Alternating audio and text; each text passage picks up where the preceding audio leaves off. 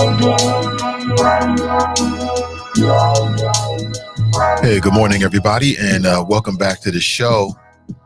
Today, I want to talk about the Nightmare on Elm Street. Who will be next? Who will be next? I also want to give you updates on what happened yesterday as it relates to a black female on city council named Tamaya Denard. If you haven't already heard it, you'll hear it here first. It's the Nathan Ivey Show. Plus, I'll catch you up to date on all of the latest news and views. This is the last honest place in America. Brought to you by the good folks at Sin Digital Media, whose mission is simple: amplify black voices, amplify marginalized voices, building independent media in the greater Cincinnati area and beyond. Hey, listen, please take a second to like and share today's show. When you share the show, quite frankly, more people see it. And we'll get started in 60 seconds. Don't go anywhere. Don't go anywhere. The Nathan Ivey Show is supported by listeners. Go to www.patreon.com/Nathan Ivey Show and help Nathan keep the show independent. You're listening to The Nathan Ivey Show. One man, one microphone, one mission. Now let's get back to the flow. Yeah. Talking to my mirror like I love you so much. Curving on my critics like I heard you, so what? You can't kill my confidence, I think I'm the man. Tally all the I ever gave on my head. Lately I've been living like I can't take a loss. They ain't wanna help me, that's what made me a boss. You can't kill my confidence, I think I'm the man. We don't give a that's what they don't understand. I'm back again like flu season. I broke records while loose leafing. I'm coming down my roof, leaving. Don't give a I don't care. Did the for my lonesome. No wonder now I'm on one. No shortcuts on that long run. All I really want is my share. Get on my God, on my totem is nothing. In the discussion, for them feelings I throw on my pain on percussion. The disgusting. I hear them bragging about that they did, and it do not move me, not in the least. They ain't been dropping no seeds in the soil, but swear that you almost spotted the feast. I've been on go mode, showboat, rowboat, wave ride. Cool shorty, too naughty, pool party, wet for the face ride. Annie up, penny down, hand me down. All right, good morning, everybody. Welcome back. It's the day before the holiday known as Thanksgiving. And of course, it is always my pleasure to be with you. Of course, today's show is brought to you by the good folks over at CDM, Sin Digital Media, building independent media, amplifying voices inside the greater Cincinnati area and beyond. Hey, good morning, everybody. Welcome back. Lots of stuff to discuss. Want to give you a heads up, though, coming up today at approximately 1 p.m., the Truth to Power podcast is back. That's right. Joe and T from the Cincinnati NAACP will be catching you up on all the latest, everything they got going on. That'll be today at 1 p.m. You can catch it live on Facebook, CDM. Then it'll be available on their page as well. And Cincinnati NAACP, they'll be catching you up. This is the first podcast they'll be doing since we had the whole political season. So it'll be interesting to catch up. Also to get their perspective, from the Cincinnati NAACP's view about everything that's been happening as it relates to the nightmare on Elm Street. Who will be next? Shout out to Pat. To my Spreaker folks, good morning to you. I think it's spell check. You know damn well I can spell better than that, so I will change that. Thank you so much, Pat. Appreciate you. The nightmare on Elm Street. This Elm Street property just keeps coming up. We talked about it yesterday first, family. From 2018, a memo from the then city manager, Harry Black, about an Elm Street property. He wrote a memo to city council talking about some things that just didn't look well as related to the development and perhaps the dealings of the current mayor of Cincinnati, John Cranley, who's a white male Democrat. Since then, we've seen at least two other members of city councils get caught up in this. And both of those men are to be presumed innocent until proven guilty. You know me, I keep it real with you. Jeff Pastor, black male Republican, and P.G. Sittenfeld, white male Democrat. If you go through the indictment as I have and you look at what's being reported as I have, what you'll find out is that both of them were involved with this same project. If you go back to 2018, it seemed like the city manager was trying to raise red flags about. So I'll ask again, the nightmare on Elm Street. Who will be next? Now you might be thinking, Nate, this is a serious matter. It is a serious matter. But this is also infotainment. So it is what it is. Do what you want to do. Before we get into that, man, I just wanted to express just how unhappy I am about the news from yesterday. Just how utterly unhappy I am about the news from yesterday as it relates to Tamaya Denard, who was sentenced to 18 months in federal prison yesterday for basically selling her votes. And she got 18 months. She got to pay back the $15,000. And then afterward, and correct me if I'm wrong here, she's got 3 years of probation after the 18 months. So, wow. Humiliated, some would say, in city council, removed from city council, a position that she fought hard for. As the Inquirer likes to say, she ran a low budget campaign. I don't know if that's a dig or not, but maybe that just means maybe it's the facts. So I'm not happy to see this. Again, I don't want to see anybody go to jail, especially nobody black. I don't want to see it. But we all have to deal with the consequences of our actions. I know I posted on Facebook. I first saw it on Twitter from Sharon Coolidge, who's been all over this story for the Cincinnati Inquirer.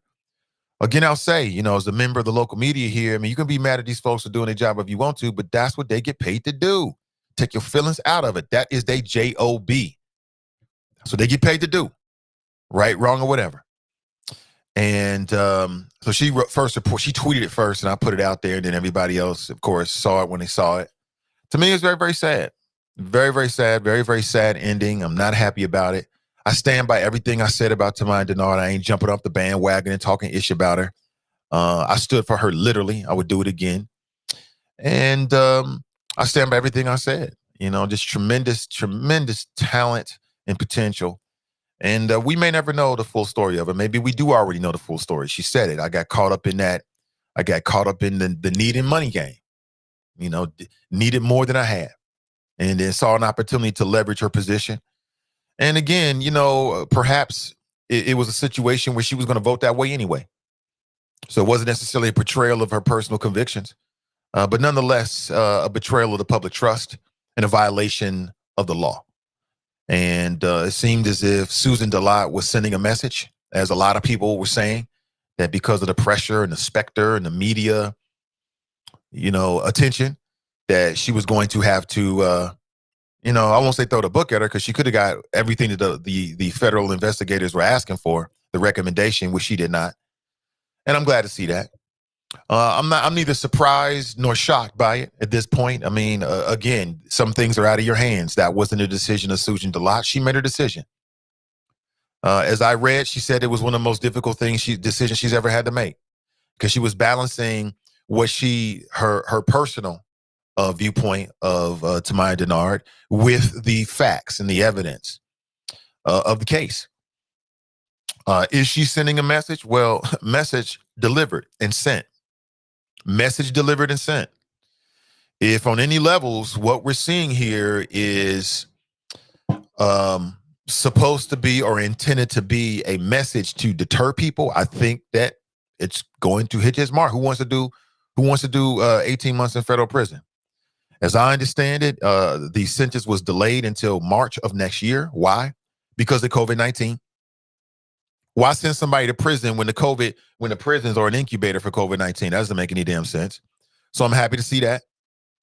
But I don't take any delight in it whatsoever. I'm not happy about it. I'm very sad about it on some levels, on some personal levels. I'm sad for the community. I don't internalize it, because I said yesterday, I mean, that's not us. That's not me. That's her. She's got to deal with it. And I hope she comes out of it better. I haven't done the research to figure out whether she can still run for elective office. I'm not sure how you would feel about that. And I think that's premature right now. I think she got other things in front of her. But I stand by everything I said about Tamaya Denard in terms of who she was and her politics and the leadership that she displayed, aside from the charges and now the guilty plea and the conviction and the sentence, shall I say, the sentencing. And I want to get your thoughts on it. 513-873-7134. Again, Tamaya Denard, I'll say it again. And am I influenced by this? Yeah, I am on some levels. But Tamaya Denard was the first political candidate to ever use this platform. She was one of the chopper. She referred to herself as a chopper. She used to listen to the show all the time. Is that influencing me? Absolutely, 100%.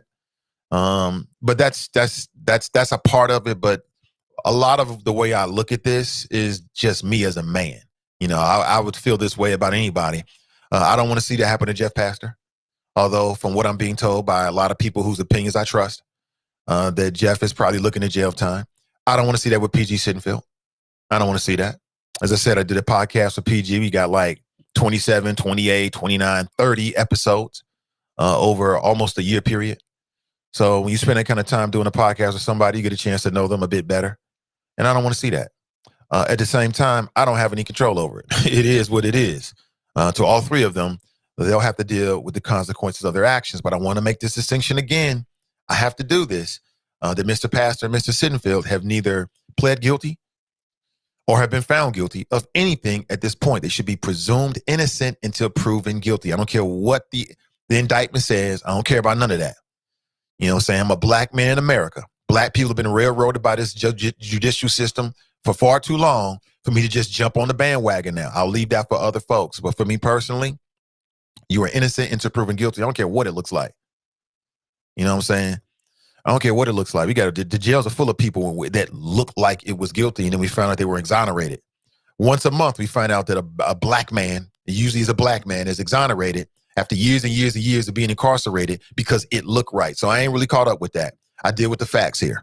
And the facts remain is that Mr. Pastor and Mr. Sittenfield should be presumed innocent until proven guilty. You know, when we get more information, then you'll hear different flows. Until then, that's what I'm rocking with. You know, you never know what's going to happen. I don't know. All I know is that I didn't like looking at those images of Tamaya Denard. I didn't like it. It made me very, very sad. I'll be honest with you.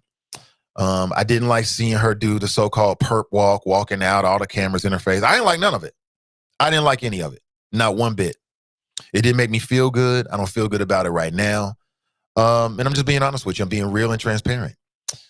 However, and I'll say this again, this goes for you. This goes for me. This goes for anybody. Watch what you do, homie. There are consequences to your actions. There's a certain way you got to conduct yourself out here, especially if you're in a leadership position. If you're in a leadership position, I say leadership position because there's people in leadership positions who aren't elected officials. When you are a leader, you got to move different, period, across the board, especially when you're an elected official. And ain't no tears for you. I'm not going to shed no tears, nothing like that for anybody. But I will display my real, honest, raw feelings about it. And again, I ain't happy. I didn't like it. I didn't like all the cameras in her face and all the stuff on Twitter. But at the same time, we are where we are. This is the nature of the beast. You got to deal with it. Simple as that. But what was your initial thoughts? Were you surprised by the amount of time she got and the sentence she got? Were you not surprised? Some are suggesting, I'm hearing this, that there might be a plot. Do you believe that there is a plot, that this is politically motivated? And when I say politically motivated, I'm not necessarily saying that DeVillers is out to get people. I'm not saying that per se. What I'm saying is so far we have what? We have 3 individuals on city council who've been accused of some kind of public corruption charge. 2 of them are Democrats. 1 of them is a Republican. And we understand the Game of Thrones that's at play here in the city of Cincinnati. People jockeying for power and position. Is in any way, in your opinion, do you think that in any way this is politically motivated? We've seen a lot of this. I'll say what I said. I thought the Gang of Five was a self-inflicted wound.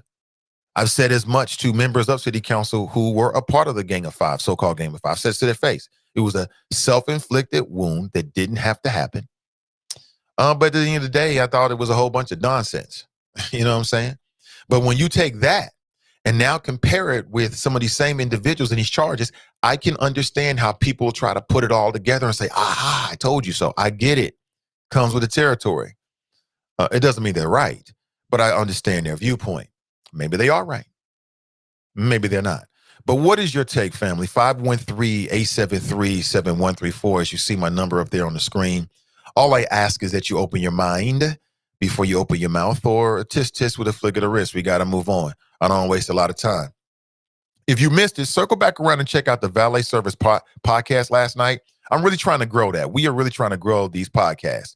And so If you're down with me and you're down with the mission that I've told you I'm a part of, when you see it go up, please like and share it. Last night, Fast Pitch was talking about Kwan Charles. That's the young brother who disappeared and his body turned up in a creek, badly dismembered, or should I say disfigured, not dismembered, but disfigured.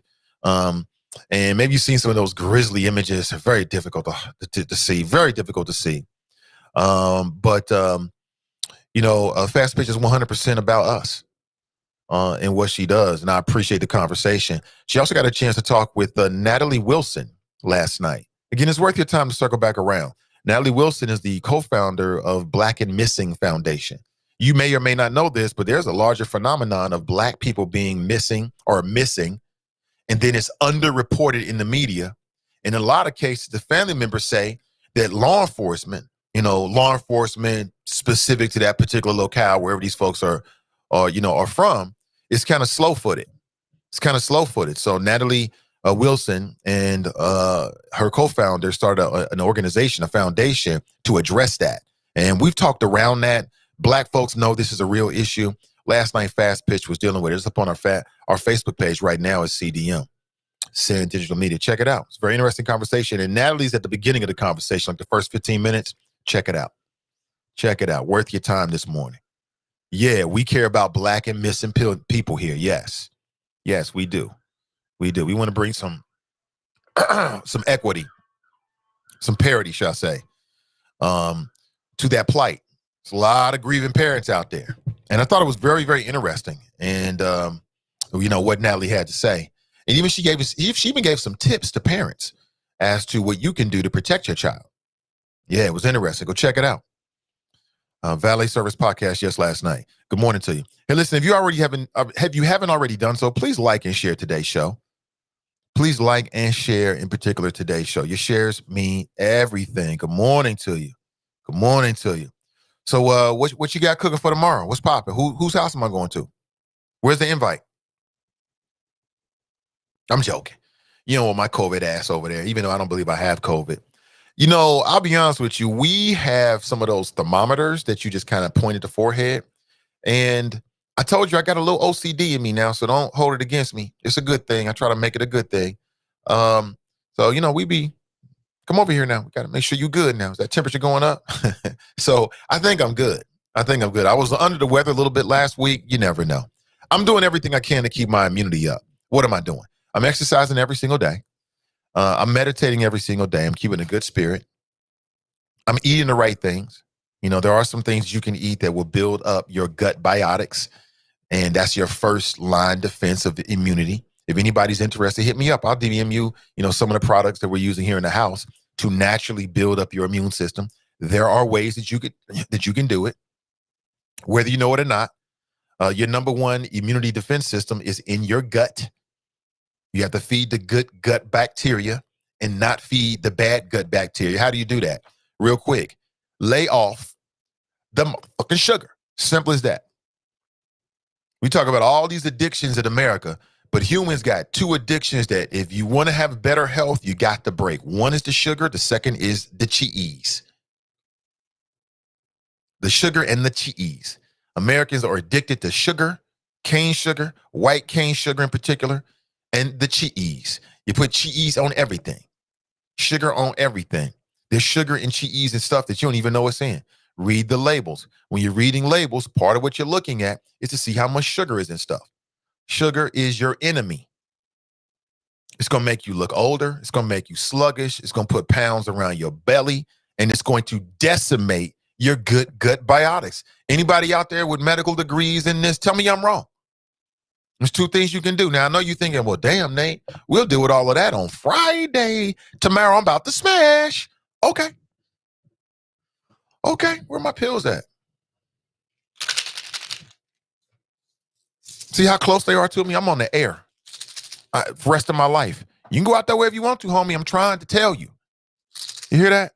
That's not the maracas. You know what I'm saying? We ain't doing the samba. That's pills in a pill bottle. Be better than me. Telling you. If you don't do anything else, lay off of those two things. You'll live a better, healthier lifestyle. Your brain, your skin will be better. Your brain will work better. Everything's going to work better. You know what I'm saying? You're gonna be a better human being all the way around, and you're gonna be healthy. Don't you want to live long and healthy? Yeah, I do. I don't want to be living long, laying in no damn hospital. You can go ahead and pull the plug, and we'll just get to the next radio show. I don't want to do that. 2 things you can do without getting in big detail. Good gut bacteria. There's some things out there you can buy from your local grocery store. Integrate that into your regular diet. You're going to feel better. Your gut's going to feel better. You're going to lose pounds. Your head's going to be more clear. Your skin's going to clear up. You're going to be a better human. Simple as that. You know what I'm saying? I don't eat to live. I don't live to eat. I eat to live. Simple as that. I don't give a damn about no cranberry sauce. There's no food in the world I care that much about, actually. You know what I'm saying? I know how it is, though. I ain't trying to rain on your parade because tomorrow y'all about to smash. I get it. Smash. Hawk smash. Hawk smash. This is you tomorrow, right? Hawk smash. Where's the turkey? Okay. All turkeys are not the same. Just saying. Do your due diligence, my family, because I don't want you to go out like this. Look at this big ass bottle I got to deal with every single day for the rest of my life. I take one of these every single day. Have you seen these people? Look, I'm gonna show you these, me. Every day. My doctor's telling me I gotta do this every day until I die. You don't want to do this. Let me look at this. Let me see this. This is just one. You see this shit? This is super stupid, retarded. I gotta do this. Why? Not taking care of myself. Simple as that. Not doing what I need to do. I knew it. I should have been doing it from day one. I'm smarter than that. Even smart people need motivation. That's the spirit in which I bring this to you, because I'm telling you something you already know, right? Great. 513-873-7134. If you would like to share your thoughts this morning, I would love to hear it. COVID is still raging out there. Raging. And now the governor he's recommending that you don't have spectators at high school sports. And actually, he's getting some pushback on this. What do you mean I can't go see my kid play football?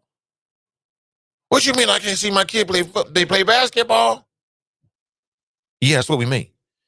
Telling you, man, this whining and this complaining about COVID-19 is a far bigger problem. There's an article today in the Cincinnati Enquirer with a headline, Cincinnati Vice Mayor, no indication FBI is done with counsel. That takes us back to our cover story this morning, the nightmare on Elm Street. There's a property on Elm Street that just keeps coming up since 2018. I'll say it again. It keeps coming up. What the fuck is up with this property? And it's surrounding sports betting. Yeah, everybody wants to get on sports betting, gambling. I'm going to call it what it really is. I don't give a damn what nobody thinks about it. I'm going to call it what it really is, gambling. I don't have a problem with gambling. You want to gamble your mortgage away? You go right ahead. I don't live with you. That's your money. You want to scratch off your money away? You go right ahead, homie, and do you. You. I don't have a problem with it, but it just keeps coming up. And that's because people stand to make a lot of money about this. They stand to make a lot of money on sports betting and legal marijuana. Yeah, big money. But what do you think, family? Again, 513-873-7134 if you'd like to share your thoughts. Has anybody seen, and again, I'll probably be catching up with a little bit of television over the next couple of days, right? I do plan on being with you Friday. I'm not going to be with you Thursday, but Friday I do plan on doing a show. Let me give you a heads up. The Is It Just Me podcast, Donnie's going to be with the family. She will not be doing a live podcast on Thursday. She will not be. However, Midday Juice will be doing a special Black Friday show on Friday at 2 p.m. So we're streaming live from CDM's page. So I want to give you a heads up. I will be with you on Friday. The Is It Just Me podcast with Donnie B, taking a Thanksgiving break. And then Midday Juice will be back at 2 p.m. on Friday. Typically, it's a Tuesday, Thursday schedule, but she wanted to do a different show, a new show, and I'm down with that. Yeah, boy. People be dealing with some real heavy issues. Again, sometimes you just need an objective viewpoint. Sometimes there are things happening where you just can't really trust your friends. Don't ask your friends.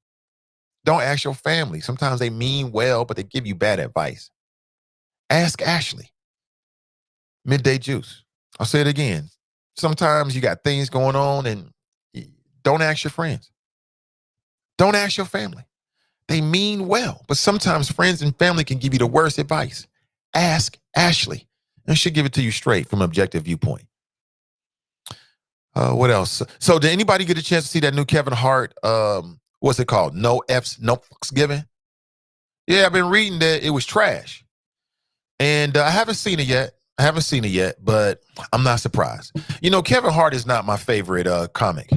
Now, he's my favorite comic.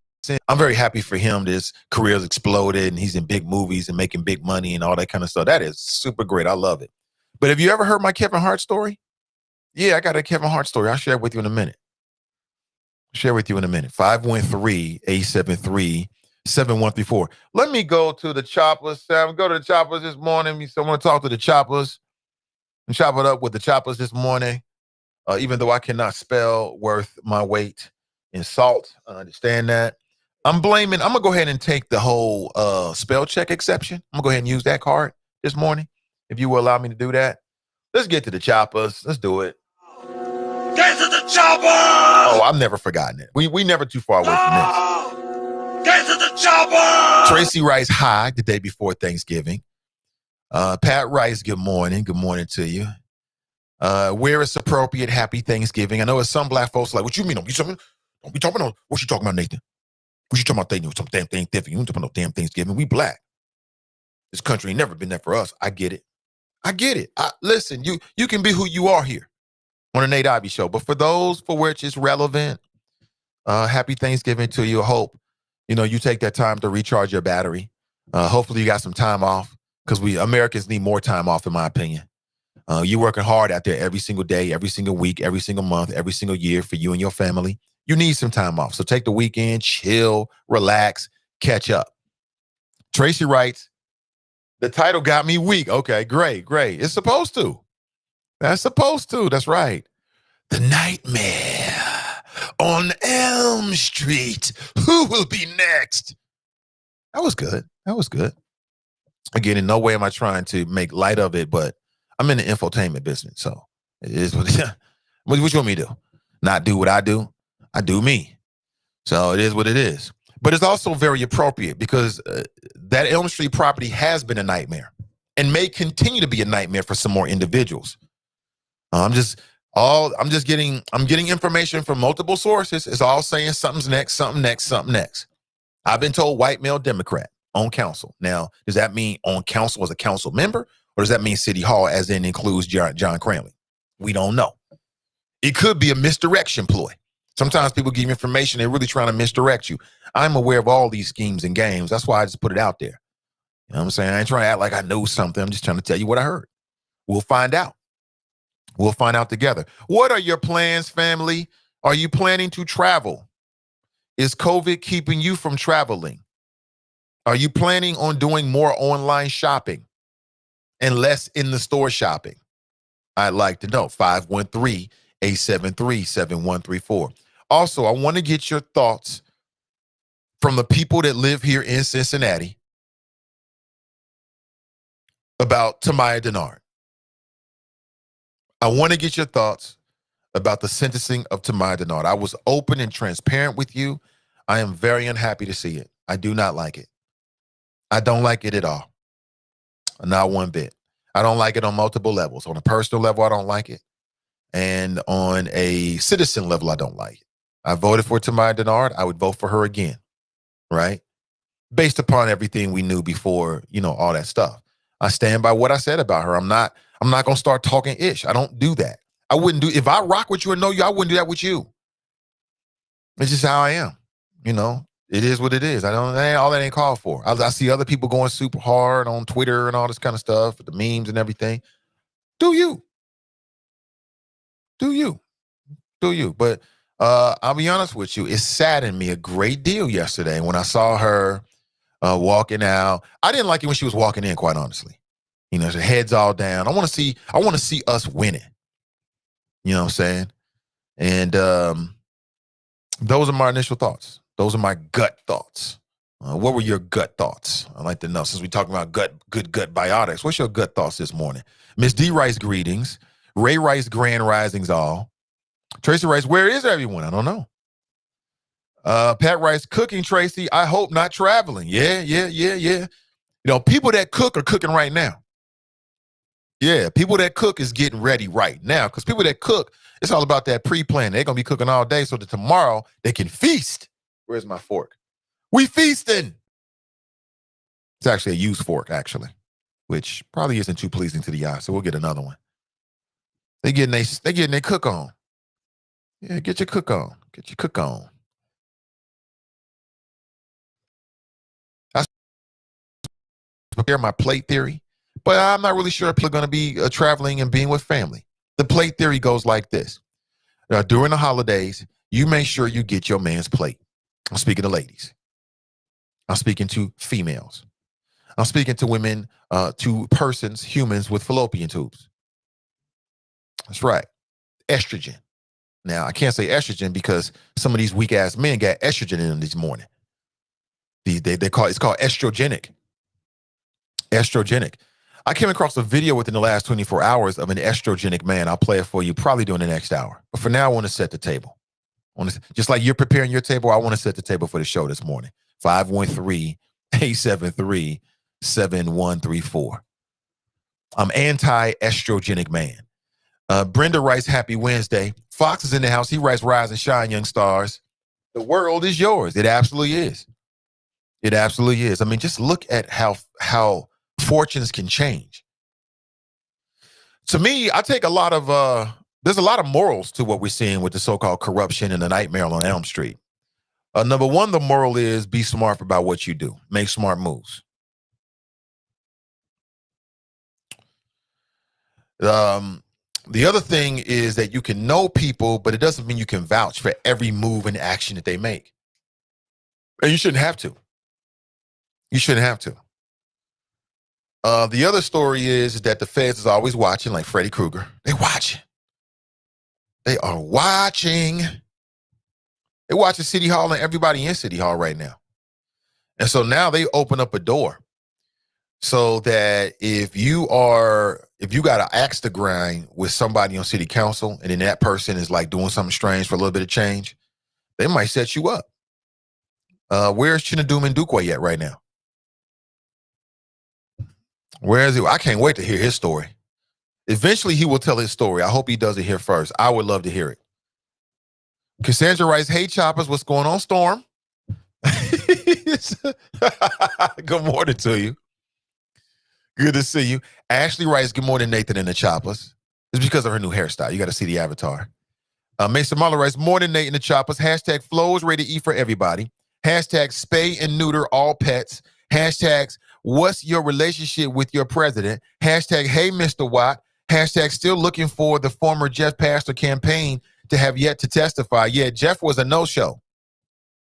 He had a court date yesterday, missed it. He's got another one on Monday, and it looks like he'll probably be there. Sad. Now suspended from counsel. This is a brother that, you know, I'm not going to say he came from nothing. I hate when I hear black people say I came from nothing just because you didn't have a lot of money. Just because you didn't have a lot of money don't mean you didn't come from nothing. It just means you just didn't have a lot of money. You came from somewhere. Somebody loved you. Some adult in your family took care of you, sacrificed for you. That's something. Got to change the way we talk about stuff, but I mean, it is what it is. But here's a brother that surprised some people when he popped up with all the billboards all over the city. Remember that? We talked about, like, damn, everywhere I go, I see Jeff Pastor. I actually talked with the man who was a black Republican who suggested and helped Jeff with that campaign. It's quite interesting. And it worked. Remember when Jeff Pastor was everywhere around the city 3 years ago during the campaign? He had his military service outfit on. Man, women were smitten out here. They were smitten. I was told by a black female friend of mine that she had friends who were like, oh, he looked good in a suit. I'm voting for him. Huh? Yeah, all you got to do is look good in a suit. Military service goes a long way. Speaking of which, yesterday we spoke with Raphael Prophet. I wonder if he's going to show up in military service, like, you know. So I put billboards up of him in his military uniform. It worked for him. You know, people love that. Women love that. Don't you, ladies? You just love a man in uniform, don't you? I don't mean like a Daredevil uniform or like a Spider-Man costume. I mean like a military costume. That's what I'm saying. I got to make that distinction because people might not know. Got to make sure people know where I'm coming from. Let me see. He writes, the Beehive Mandalorian guards get on my nerves. Hashtag powerfully authentic. Clue Magic writes, Grand Risings, Nathan Choppers. Good morning to you. Tony writes, morning choppers. For my GOAT people out there, Smitherman equals Littlefinger Baelish. What's up, Tony? Not working today, man? You made the show live? Littlefinger, that's hilarious. Smitherman equals a Lord Peter Baelish. Now, this is inside baseball to GOT, that's Game of Thrones people. If you never watched it, you like, what is a Peter Baelish? Right, I get it. And it's too difficult to explain it to you, so I won't try. Let's just say he hit the target with that. Tracy writes, Miss Pat, okay, they're talking amongst themselves. King Kobla's in the house. Tanika writes, good morning, Nathan Choppers. Let's see. What's up? Sharp writes, missed the notification. Good morning, Nathan Choppers, on this soggy Turkey Day Eve. Yeah, man, I mean, it's soggy. It's sad for people out there that was looking to make a lot of money. Like, you may or may not know this depending on, your lifestyle right now, but today, traditionally, is a big day. Today is a big day. Big money day, right? This is one of the busiest bar days of the year. That means big money for the bars and restaurants and big money for rideshare drivers. And this damn COVID-19 is spoiling all of that. Unfortunately, a lot of these bars and restaurants, some of them anyway, they might go out of business, y'all. They might go out of business. And while everybody's talking about the bar and restaurant people are not really talking about rideshare people. There are people out there that made a living, taking people back and forth to the bars. You might make $200, $300, $400, depending on how long you stayed out there just today. With the surges and everything, I know because I've done it before. I'll do it again. You know what I'm saying? Keeps it rizzle. Good morning to you. I'll never forget how excited and giddy Sharon Coolidge was when she first broke the news about Pastor Lincoln's show. Something ain't right about that woman, y'all. Was she? I heard about it, but I didn't hear it. She was excited and giddy? Like, we got her. Now, remember when Tamaya Denard told Sharon Coolidge, I believe it was, I don't F with you. Get away from me. Remember that? That was hilarious. So it could be some personal issues here. Like I said, there's people that will delight when you go down. Is that Sharon Coolidge? I can't say, but just based upon what you're telling me, I'm trying to explain it and define it. I don't know. I didn't hear it. I got 9 minutes before I hit the clock. Short commute. At what point did Tamaya, Jeff, and PG realize they're effed up? Well, again, Jeff and PG have not pled guilty to anything and should be presumed innocent until proven guilty. I would say it was probably for all of them in terms of a wake-up moment, like, oh, this is real, was probably when FBI comes knocking. That's probably when it was, just to answer your question. Yeah, I mean, because it's one thing to think and know, but it's another when you get that knock on the door and DeVillers is standing there. Or some other agents for the FBI, like, are you such? And they got your name in their mouth? Like, wait a minute, this is a problem. Clue Magic writes, you won't, Nate. PG may get off on a technicality. I have heard that. Let me see. Alexa, play Dayton Family FBI. I haven't heard that song, I don't think. Nathan, look at the bright side. She not waking up in COVID prison this morning, and she can spend the holidays with her family. Oh, that's great. That's great. But I mean, damn, that's a hell of a Thanksgiving when next year you got to turn yourself in a federal prison. That's a hell of a thing right there. But you got to do what you got to do. Tony Rice lost a friend earlier this year to COVID who was a CO at a prison in Indiana. Glad Tamaya doesn't have to go there right now for this. I agree. Tracy, I hear you. Not doing the traditional family gathering. It is what it is. You all enjoy. Crystal Rice, good morning. Good to see you, Crystal. Mike Jones Rice, good morning. Good morning, Mike Jones. Sharp Rice working tomorrow. Oh, really? Okay, listen, I respect it. Why wouldn't you work tomorrow? I'm going to be working tomorrow. I mean, be honest with you. Yeah, I'm going to be working. I'm cooking up some things in the kitchen always. Tomorrow's another day. Tanika writes, yep, sugar is the devil. Tell him, Tanika, sugar is the devil. It is the devil to your body. You will kill yourself. You want to know why you feel bad? Look at your sugar intake. Start right there. Mason Mahler writes, don't be hating, sincerely, sugar. Mason Mahler, I'm telling you, bro. I'm telling you 100%. Listen to your boy. Do I have to shake this out for you again? You hear that? You know what that is? That's the sound of a fucking problem. That's what that is. That's a problem. That's a lifelong problem. You don't want that kind of lifelong. You don't want that problem. Tracy writes, as I sit here with a pound of sugar and cream in my coffee, stop it. Get yourself some monk fruit. Get yourself some monk fruit. I'm trying to save your life here. Get yourself some monk fruit. Once you get used to it, I don't think it'll take a long time. It's a 1-for-1 sugar alternative. Now, you don't want to abuse that either. But if you got to put something sweet in your coffee and in your tea, get yourself some monk fruit. You'll thank me later. It's going to cost you, but it's worth it. It's going to save you money because you're going to stay out the hospital and have less health issues. If somebody's got to stir some sugar or something sweet into your coffee every morning, monk fruit, there it is. I'm giving you $1 billion worth of game just like that. Ray writes, you can smash with health foods. Oh, I know it. Man, I got a big bag of sprouted pecans waiting for me later today. Yeah, I said it. Can't wait to smash on them. Yeah, you can. Hell yeah. It's just all about choices, man. And see, the food industry, what is this now? Oh, thank you so much, Pat. The food industry got us, man. They got us convinced of eating this trash. And then we want to say, well, how did I turn out this way? It's the food you eating. That's it. Tracy writes, Mason, I went to the state liquor store yesterday. I got a little rum cotta in my coffee this morning. Okay. The sugar addiction is harder to break than cocaine. It tastes so good, but it's hard on the body. It's my biggest struggle. Yeah. Again, let me play this for you.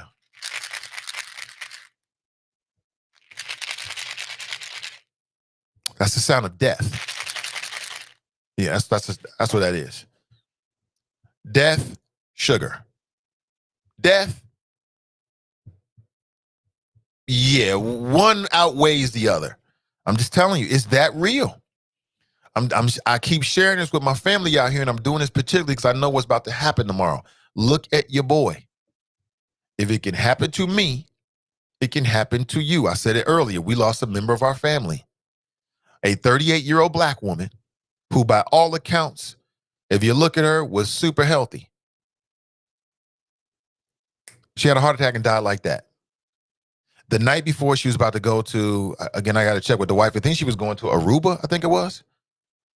She don't know where. Literally, bags packed, reservations made, was getting on a plane to go to Aruba in the morning. Died just like that, heart attack. My own story. I'm watching the Super Bowl, chilling, eating tacos. Right here, not too far from here, in my couch, living room. Family surrounding me, we laughing. I didn't really care too much about the Super Bowl. It was just something to be on, quite honestly. I don't even remember who was in the Super Bowl. It's facts. I can't even tell you who was in the Super Bowl. That's how I was on my phone. I'm just laughing. My son is dancing. All of a sudden, I feel something in my chest. Life changed. Be better, family. What's that again? Reality. That's what that is. Reality. It's real. F sugar. You can get past it. It ain't that serious. It really ain't. When you had that heart attack and you lay in the hospital, believe me, you're gonna be like, oh yeah, it's not that important. So I'm telling you now, it's really not that important. And there really is so many alternatives out there. It really is, man. Once you start, you're gonna have to pay for it now. It costs money. But once you start researching and doing a little of this, it ain't really that deep. Man, it's a whole world of alternatives out there. It really is. We can do better. Don't be like Nate, be better. Roosevelt writes, morning all. Deborah writes, good morning, Nate and the Choppers.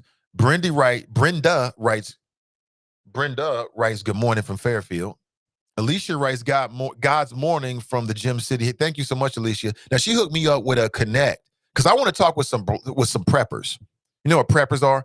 These are people that are prepping for a breakdown in the social order of things.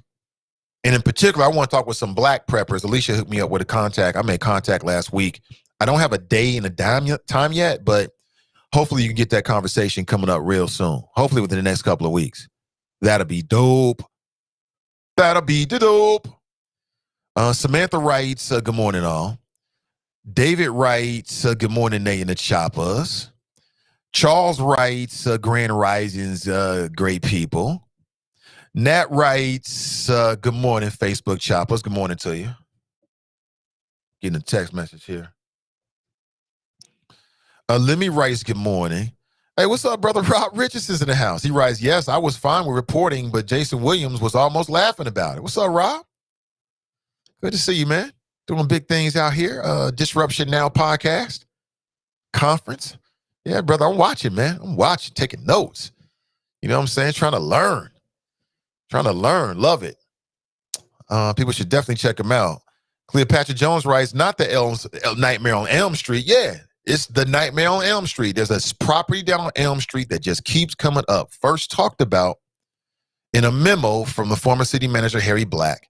In that memo, he talked about his issues with the way that the project was being developed and the involvement of the current mayor of Cincinnati, John Cranley. And somebody close to John Cranley worked in his campaign, and I believe in his office as well for some time. That's the same property that got Jeff Pastor hemmed up, and it's the same property that's mentioned in the indictment with P.G. Sittenfield. So again, who's next? And this property, as I understand it, and correct me if I'm wrong, is being looked upon as a building that will be a hub for local sports betting. Yeah. This is percolating right now and going through the paces at the state of Ohio. Yeah, everybody wants to be able to sports bet. It's coming soon. It's going to come. It's going to happen too. Kelly writes, good morning. Lemmy writes, is Judge DeLotte the wife of lawyer Stan Chesley? Yes, it is. And Stan Chesley ain't squeaky clean. Didn't he do something with the FinFin money? What did he do with the SpinFin money? It's a little hypocritical, quite honestly. That's what happens. When you got money, you connect it, it ain't going to happen to you. I mean, let me look this up real quick so I make sure I can speak intelligently on these matters. Yeah, he was ordered to pay $42 million over FinFin. And if I remember correctly, I think FinFin had to do with some kind of diet. Americans want to do everything with a pill. You know what I'm saying? We want to do everything real quick. If you're losing weight, trying to get healthy, you got to do what you got to do. Kentucky disbarred Stan Chesley over the $200 million FinFin settlement. Let me look it up right here so I can be intelligent about what I'm speaking. Yeah, apparently people complaining the way, he dealt with it. He was recommended for disbarment. I'm not sure if he got disbarred or not. I don't remember. But I do remember he was ordered to pay $42 million. Did he ever pay that $42 million? So it goes to show you, it's a lot about people out here got dirt on them. Doing that dirt. Let me see. The husband of a federal judge and a $50,000 contributor to President Obama's 2009 inaugural ball, Chesley was last year found guilty of violating multiple ethics rules in Kentucky as part of a scheme in which lawyers took half the money they won for clients in lawsuits over the diet drug, despite contracts that specified much lower fees. So yeah, it was a diet drug. How do I know? I remember my mother was taking that.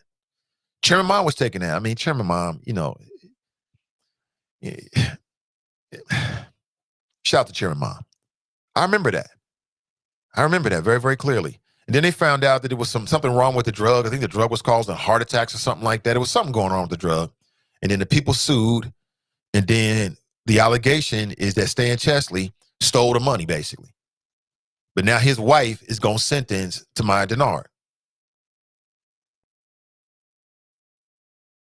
Oh, there's a lot of corruption going on right here. A lot of corruption.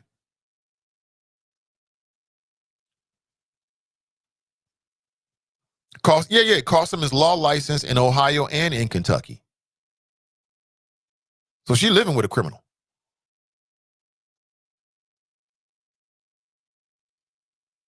I'm just saying. I mean, call her. I'm not before Susan Judged a lot, so I don't. But I am what she thinks. It is what it is.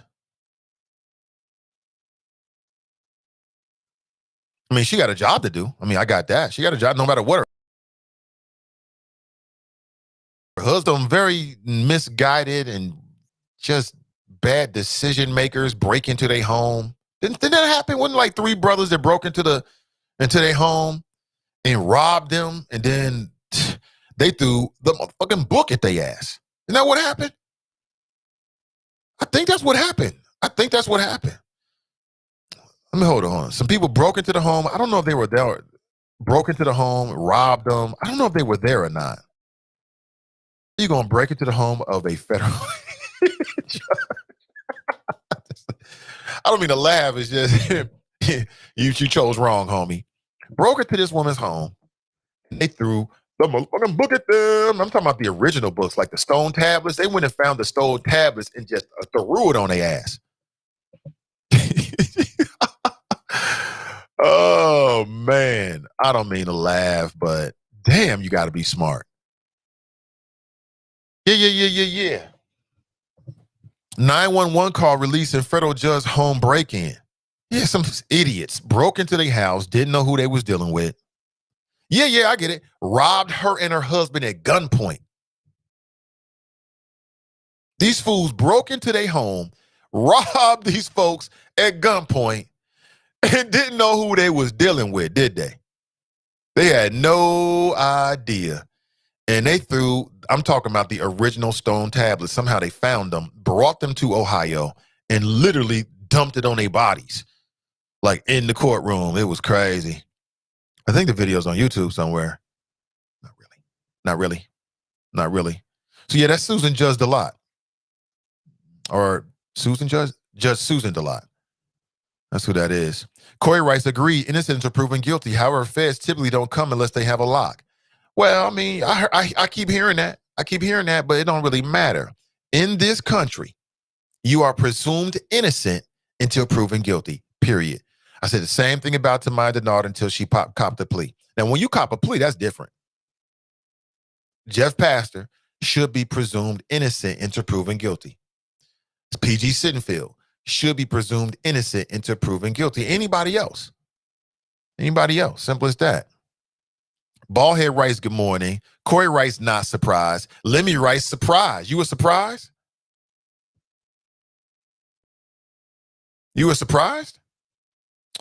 Rob Richardson writes, this case with PG isn't a lock. The indictment is weak. Feds lose many of these corruption cases, actually.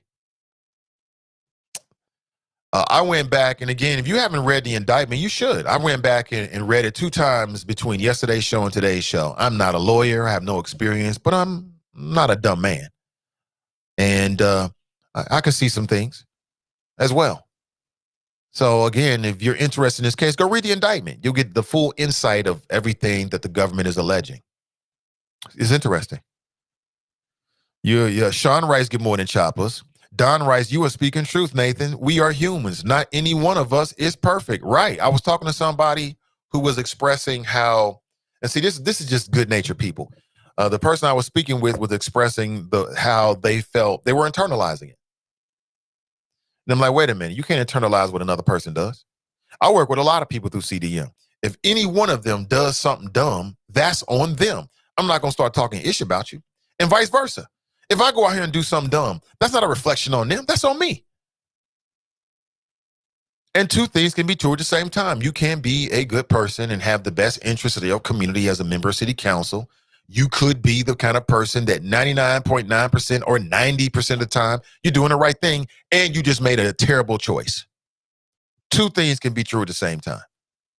There is no human being out there that's 100% all of this or 100% all of that. That's why I'm rarely caught off guard by the actions of other humans, because I don't put anything past anybody. I'll say it again. I don't put anything past anybody. I'm not wandering around here with my head in the clouds, thinking the best about everybody. I just don't assume the worst unless I get some more information.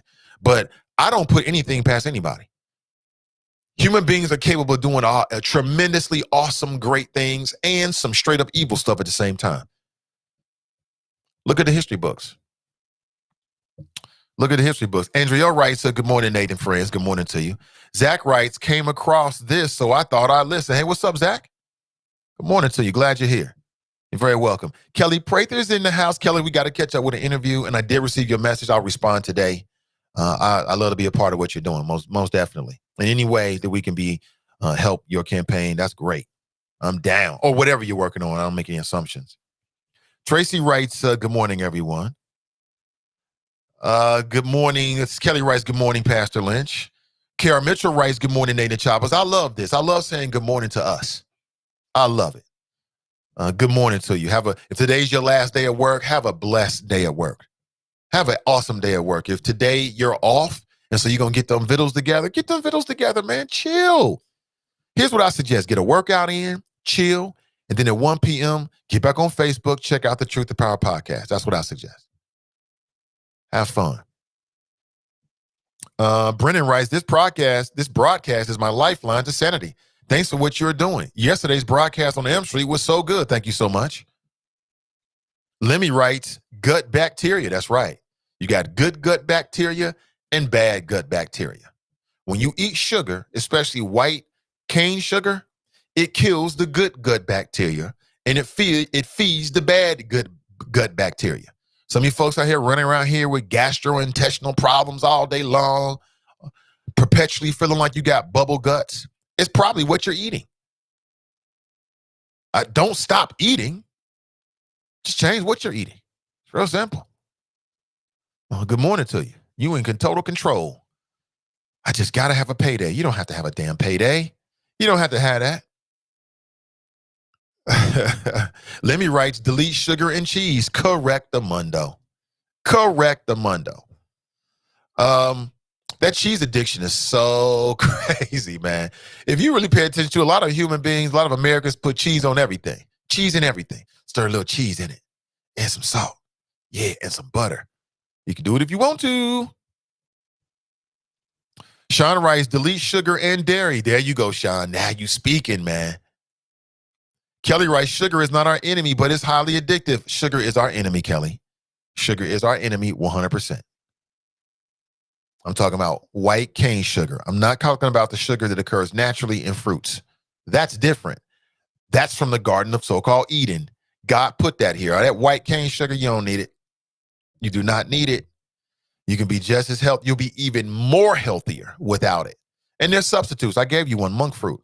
You can go buy it over at, I know they got it at Whole Foods. They probably got it everywhere. It's called monk fruit. Look it up. You doubt what I'm saying. It's a 1-to-1 sugar substitute. You don't want to abuse it, but it doesn't have the same effects that white cane sugar has. Monk fruit is a fruit. There it is. I'm helping you. I'm giving you $1 billion worth of healthcare game this morning for free. Corey writes, getting rid of sugar and cheese, not happening. Okay, bro. Okay, what's that? What's that? Yeah, that's the sound of health problems. That's what that is. Dale writes, what probiotic do you use, Nate? I do use a probiotic, but I can't remember right now. If you hit me with if you can remember this, Daryl, if you really want to know, hit me with a direct message, and that way it'll be in my phone, and then I'll send you a screenshot of what I do on a daily basis. Tracy writes, all the mac and cheese that's being cooked today, right? You can still have mac and cheese. It don't have to be dairy mac and cheese. You can get you some organic, maybe, non-GMO. Of course, organic is non-GMO. There's some. Oh, okay. Oh, man, I'm tripping, man. Damn, I know Fast Pitches is mad at me this morning. Like, this Negro, I'm trying to sleep. Hold on 1 second here. Let me, the phones are not going where I want them to go. Give me 1 second here. As I said before, I'm not infallible. But I love what I do, and I love talking with you every single morning. I love it. I could do this. I'm going to say I could do this every day, but I do this every day. I do it every day. And I want to do more of it. I love it. All right. I'll be dreaming about the show. Literally. Let's see. There it is. Okay. So you've been trying to call in. You're like, where the hell is Nate? Your phone call will receive us. No, your phone call will reach us. Corey writes, feds ain't done with city council. I would agree with that. Tiff Tiff writes, I'm looking for a reputable CMOS distributor. What? You hip to the CMOS? I ain't even really hip to that. I'm aware of it and some of the health benefits. I mean, it's just a whole world of health benefits out there. But the merchants, the barons, the czars of food got us eating the same kind of stuff with the same inferior products and ingredients over and over again. But enough of me. Let's go to the phones. Again, 513-873-7134. Let's go to the phones. Good morning. Welcome to the show.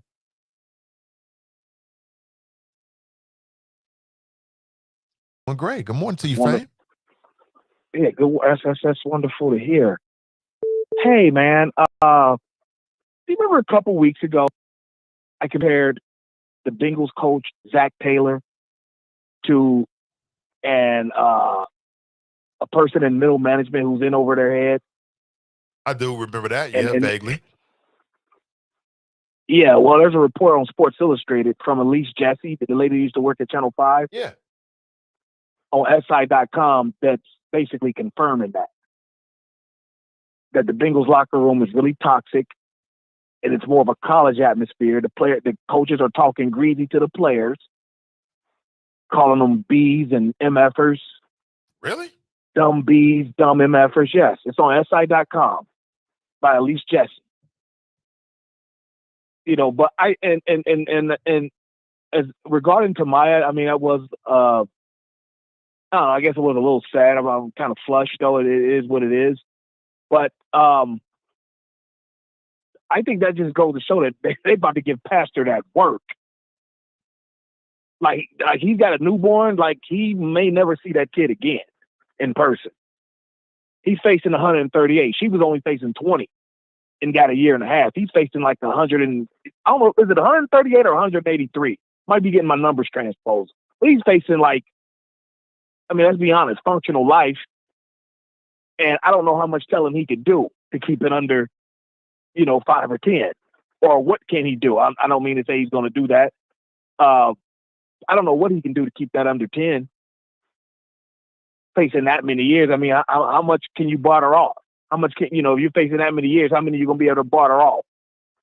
You know what I'm saying? I do know what you're saying. Okay, great. Yeah, so I'm actually kind of fearful for him. I really am.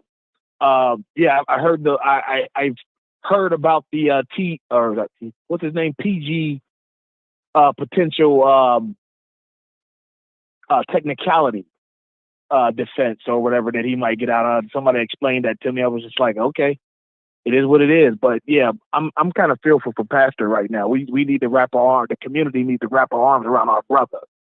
And he looks good in the suit, so you should be able to get your arms around him. But I digress. Hey, it's been real, buddy. Thanks for taking my call. I'll holler at you. Yeah, thanks for making the call, buddy. I appreciate it. Good buddies. 513-873-7134. Oh, people were talking about there's a technicality. I mean, it's been explained to me. I've heard it as well. We'll see. Stefan writes, I was watching Enslavement with Samuel L. Jackson. Sugar was a curse in America. I know people don't want to hear it because you're about to get your sugar on. I'm just telling you. I'm just simply telling you. Kara Mitchell writes, oh, okay, talking to Tiff Tiff with a suggestion. Great. Corey writes, not funny at all. Corey writes, Hart is not funny to me. I can't say that I've never gotten a chuckle out of Kevin Hart. I like some of his earlier stuff. I had the opportunity, and this is my Kevin Hart story, so I'll put it out there, but I got a chance to interview Kevin Hart once. Yeah, he came through Cincinnati when I was working with at a radio station here, and I interviewed him and another brother, Earthquake. It was a big brother who you would recognize. I want to say Earthquake. I could be wrong about that if I'm wrong, Earthquake or Quacky Quack or something like that, Ducky Sauce. It was something like that, right? But I remember Kevin Hart, just before Kevin Hart blew up. Came through Cincinnati, there was the comedy tour. I was doing a midday show, and they came on, and we had an interview. And those things are always kind of interesting, because it's like, I was doing it anyway. Like I do it now, prepare for interviews I've never had, because when you stay ready, you don't have to get ready. So if you don't know, like, you're working midday at a radio station, people might come through you have no idea with, and then you want to get them on the air. I remember a lot of people came through, and if you got a radio cluster, you may have a talk station and then 2 music stations, and they're all broadcasting live out of studios that are within 10 feet of one another, right? So literally, you walk out one studio, you can walk directly 3 or 4 steps into another studio, and that's a whole nother radio station per se. You come out of there, turn a corner, turn another corner, that's a whole nother radio station per se. All within about 15 feet of one another. So when some of these big time talents come in, so literally you'll have the host that'll go out and meet them in a hallway and try to get them on their show first. I never did any of that ish because I'm not that celebrity focused. Now maybe it was a detriment to my game or whatever, but I ain't doing that. I ain't doing that. I did go out and meet LL Cool J once because he's LL Cool J. But I wasn't like trying to jockey for position for him. I gave him dap, told him I was, he was one of my favorite hip hop artists, and went back to my job. So that was the nature of the beast. And then sometimes the producer for the radio cluster will come out and say, hey, such and such is coming to town. You want to talk to him? Hell yeah, I want to talk to him. And that's what happened with Kevin Hart. You want to talk to Kevin Hart? Sure, I knew who he was. He was doing comedy. He came in. We talked for about 5-10 minutes. And really that's more about, for them, that's more about them telling people, hey, I'm in town, that kind of thing. Like sometimes that's prearranged, and a lot of times it just happens, Celebrity coming through town, I want to go to the radio station and do an impromptu tour. Who's going to tell them no? Right. So I sat down. I'll never forget this. I'm talking with Kevin Hart. I can't tell you when it was exactly, but it was before he blew up. He was a name, but he was nowhere where he is now, nowhere near it. And I remember talking with Kevin Hart, and again, I'm coming up with stuff off the top of the dome that I think is important. And I remember asking Kevin Hart this question, and I'm going to bring it back to his comedy special and make the connection here. But I remember asking Kevin Hart, he's sitting across the table from me. Somehow we started talking about the nature of his comedy. And I told him, and I still feel the same way now, that for me, the best comedy is social satire, political satire. Like can you make me laugh about something that's real?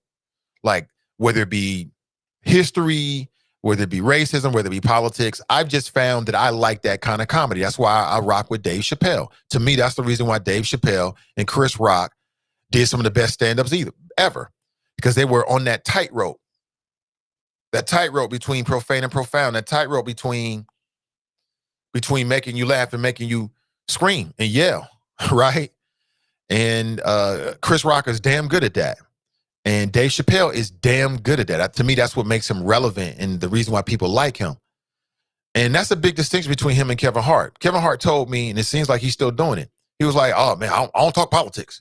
I don't do no politics. I'm like, what? I don't do no politics, bro. We stay away from politics. I was like, you stay away from, you're a black man. What the fuck you mean you stay away from politics? I don't do that. So I guess he was on some old Michael Jordan, like Republicans buy shoes too type stuff. Like, I don't want to turn somebody off. And if you look at the nature of Kevin Hart's comedy, at least that I've consumed, what he typically, and again, in no way am I criticizing the guy because he's super, super successful by any measure that people would look at and measure those kind of things. And I wish him well. I'm glad, but he doesn't talk about politics. He don't really talk about race a lot. He talks a lot about his personal stuff, which for any comic, your personal environment and your world is always going to be the best source of material. I get it. But I mean, how many stories can you tell about your grandfather and your uncle and stuff like that? I mean, at some point it becomes redundant. And I haven't seen the Kevin Hart special, but I'm wondering if he sort of hit the bottom of the well, so to speak. Dave Chappelle can always get on the stage and be funny because he's going to be talking about what's happening right now, like what the world is dealing with in terms of race, the social order, politics. There's always going to be a room for that. There's always going to be a lane for that because there's always something going on in those areas. And I'm wondering, I haven't seen the Kevin Hart no F's given. I saw the video that he posted when he said that people were criticizing him. He said, listen, I don't give a F, no X given, no F. He says saying it over and over again just to be funny. But it is what it is. But you can never be the favorite comic to me if you ain't making me laugh or making some kind of interesting point about the shit that's really going on. That's why I love Chris Rock and his stand-up. You go back and look at his best stuff. whether it be men and women, the social order, racism, politics. You know, he's making us look at things by tilting it just a little bit differently and making you laugh at it. To me, that's hilarious. That's the funniest ish ever to me personally. Everybody's different. You might be like, oh, Kevin Hart's the funniest man that's ever walked the earth. Okay, great. Cool.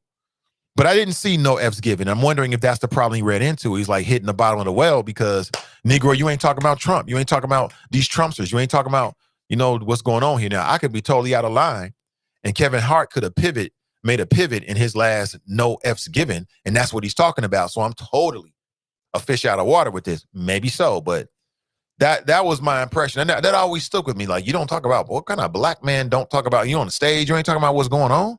I don't get it. What are you talking about then? You know, I mean, great. You got some funny stories about your father and this, the first time that you smoke weed. I can't give it. Is it funny? If it's, again, I'm looking for things to maybe watch tomorrow and maybe Friday as well. So maybe over the weekend. So tell me. Let's see. Kevin Hart wasn't funny in this one. Really? Tiff writes, I would like to make my own, not pre-made. Okay. Hey, Jason, what's up, man? Most requested podcast, Clutch Radio. Shout out to them and what they doing. I appreciate it. What's up with you, bro? Yeah, people should definitely check him out. Check out Jason and his podcast as well. You know, I support everybody. Most def. Good to see you, brother. Essence Rice, good morning. Essence Dumas. I like that name. Essence Dumas. Now, as a man, I don't like the acronym ED, because ED with a man, that's a bad mix. But Essence Dumas. Sean writes, Kevin Hart is safe funny. He does not take risks like Dave. I didn't even read this, Sean. See? Kevin Hart is safe funny. He does not take risks like Dave Chappelle does. Kevin's comedic artistry is too censored. That's because Kevin is worried about, you know, the other side and all that kind of stuff. Like I told you, the man told, it blew me away. I'm like, what? You don't talk about, what the fuck do you talk about then? It's worth listening to then. I ain't gonna tell no political jokes, man, because I ain't trying to turn nobody off. Well, if you ain't turn nobody off, you ain't turn nobody on, really. I'm sorry. That's why I don't get upset when people criticize me and got something to say. Well, one, I appreciate the fact you give a damn about this little show, that you would even share your thoughts in the comments to call in and do it. That's number one. And then number two, if you ain't triggering people, you ain't doing nothing. I'm trying to trigger some folks. I want you to be triggered. Yeah. Tell me all about myself, huh? Now, I'm what now? What'd I say? Oh, yeah, you're right. I love it. Kevin Hart, yeah, I read that. Ayana writes, happy Thanksgiving, Nathan and the Choppers. What you talking about? Happy Thanksgiving, Ayana. You know we black. You talking about happy Thanksgiving. Where did you do that at? But happy Thanksgiving to you as well, Ayana. Good to see you. Thank you for being here. Cleopatra Jones writes, love, peace, and light, Nathan Ivey and the Choppers. Good morning to you. Guy Jones writes, happy Gobble Gobble Day. What? Guy Jones in the house? What up, Guy? What? It's been a minute, bro. If that's the Guy Jones, I believe it is. It's been a minute, brother. How you doing, man? Yeah, Lemmy writes, saying thanks for God's grace and mercy and all God's love. Happy Thanks Day. Yeah, so shout out to Ask Ashley on her segment, on her show, Midnight Juice. She took a lot of videos from people who said they were thankful. She asked me to do it. I was very thankful that she would even ask me. I appreciate it. And again, I know I sound like a broken record, but I believe that I'm alive for a purpose. My first purpose is I'm a father to these two children I brought into the world, and I have to see them through. Okay. The second person is I'm a husband to this beautiful black woman. I have to see her through, you know, through this life. And I think that beyond that, my purpose is to share my testimony with you. Anyone who knows me will know that even away from the microphone, when I'm talking to people I ain't talked to in a while, especially men, anybody, I tell them, on February 2nd, I had a heart attack and almost died. Here's what I'm doing differently. I do that because I care. And I don't want to see you make the same mistakes I make. You know, we have this sense of being invincible, like, oh, ain't nothing going to happen to me. Oh, I always feel good. I used to work out. Well, so did I. So I used to jump through the gym, backhand dunks, left hand, catching oops on the break, the whole 9 yards. That was then. This is now. And I'm telling you, family, health is wealth. It can happen just like that. I say it again. So I shared that in that. I was very thankful for Ask Ashley to give me that platform on her show, Midday Juice, to share that. Because that's my gospel.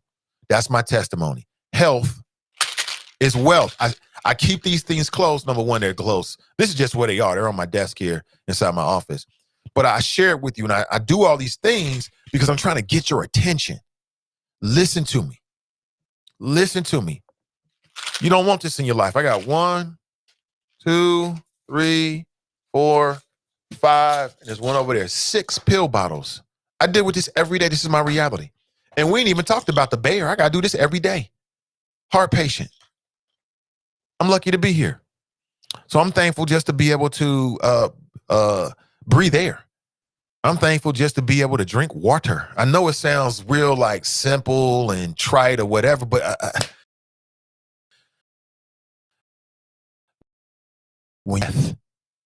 it changes you. It changes you. You will look at this world differently. Now, I already had a great outlook on life. I love me some me. How's the intro song go? Talking to my mirror like I love you so much. That's how I feel. Okay, I love me some me. But since then, I'm telling you, it can go just like that. Just like that. So be smart. Make better choices. Get that exercise in every day. That's why I love when Drop calls in and talks about walking while retired. He's smart to do that. Just walking every single day can keep you in that healthy lifestyle. Be better than your boy, Nate Ivey. Don't make the mistakes I did.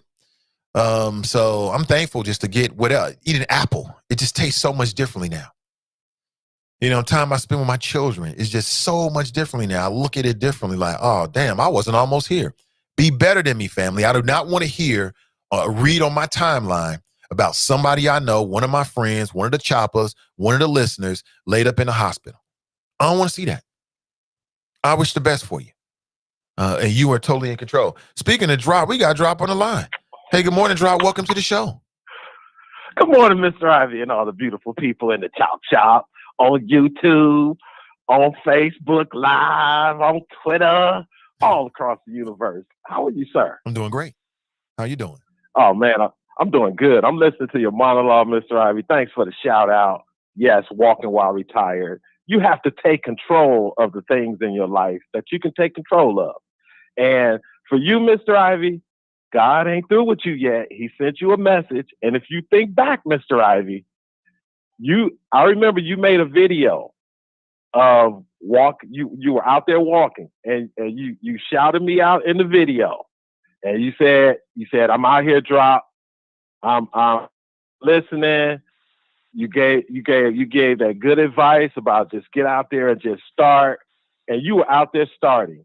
And see, Nate, that's how God works. Okay.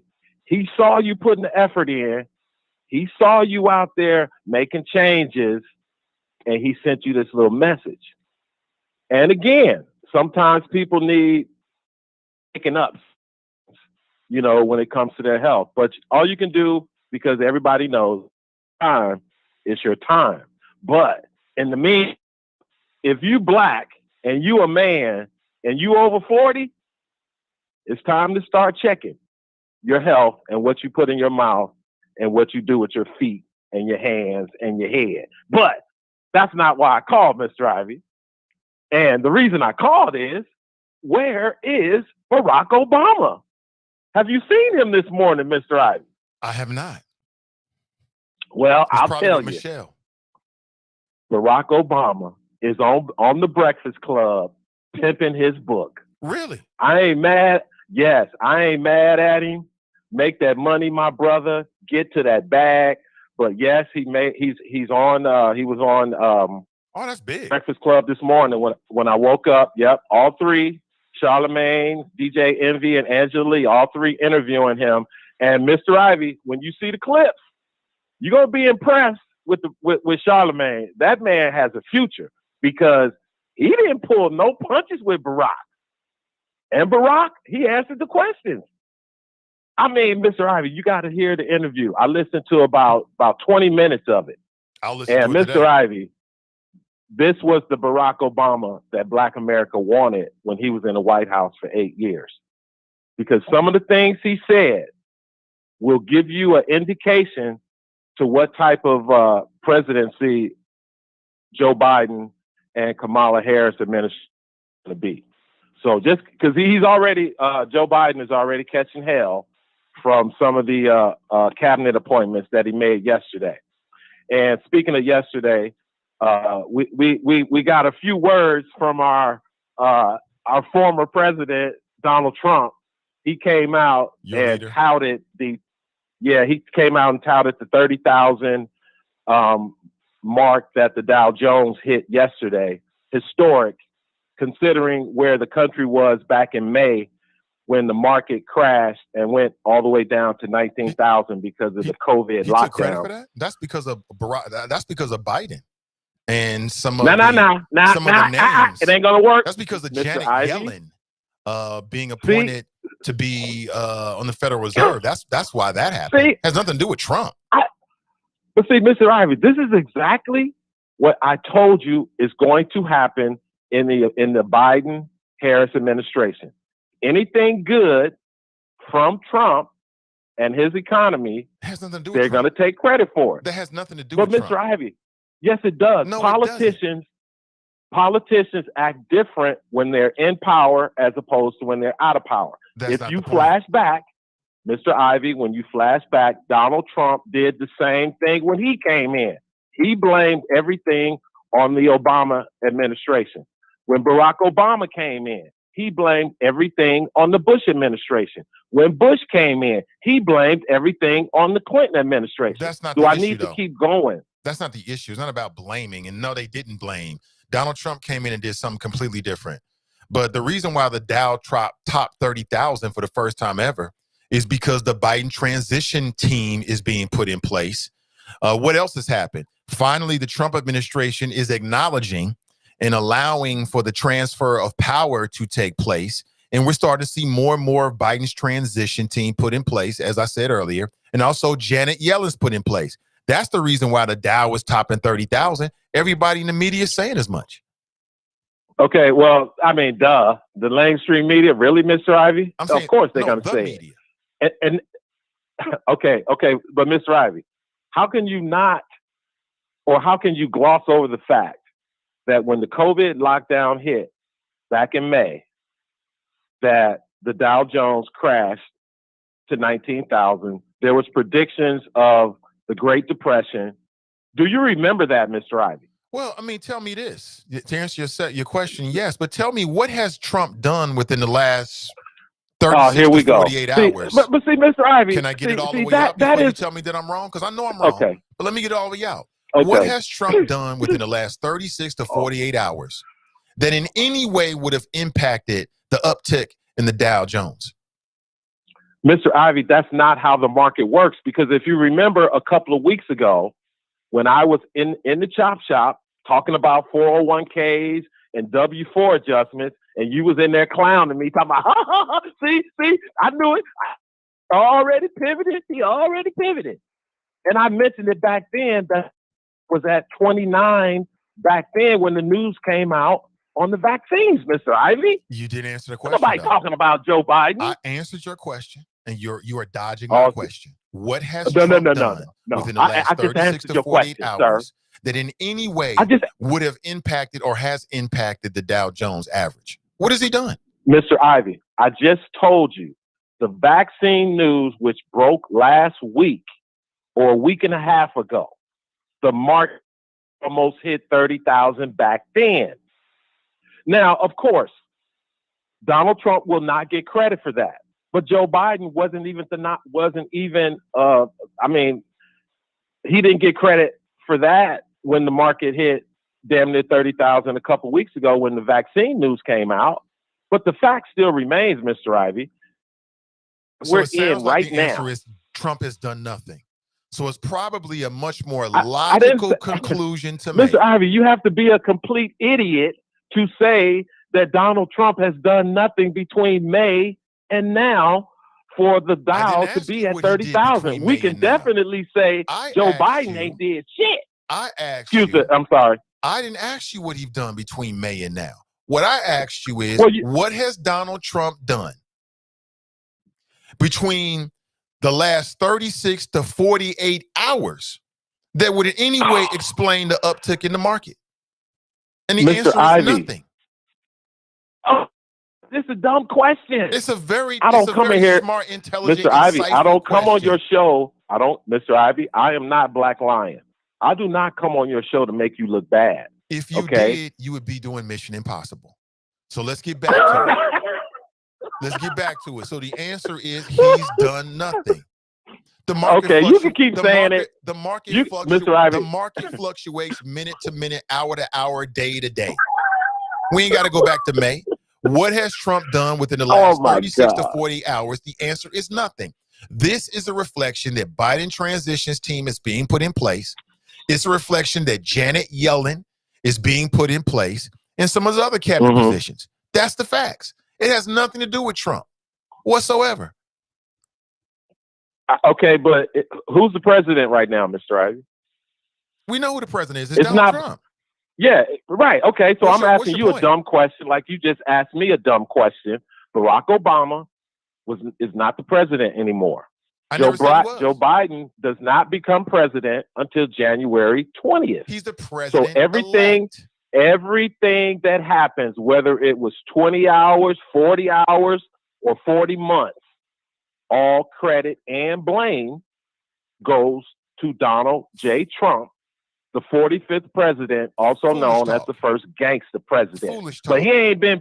You're as bad as these Republicans that spent the last 2 weeks running around talking about there's been election fraud. Foolish talk, man. Come back to the real world. Well, that's their prerogative. Just like every other person running around here with foolish talk. That's what people do in America in 2020.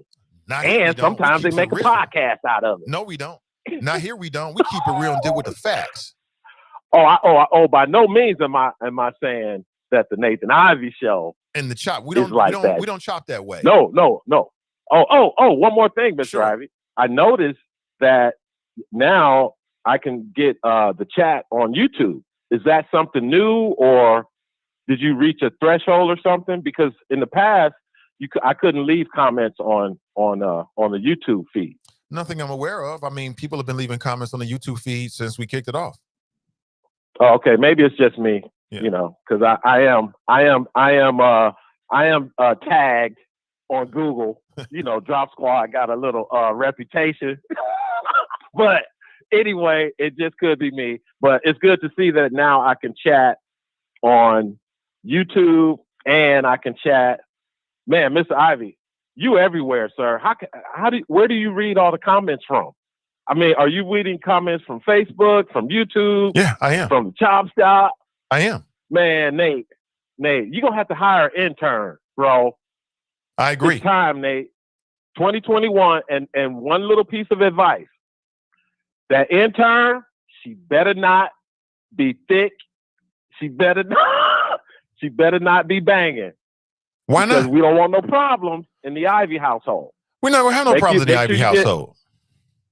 Mr. Ivey, you know how there's some thoughts out there. So make sure you do your screening properly, because you are hot right now.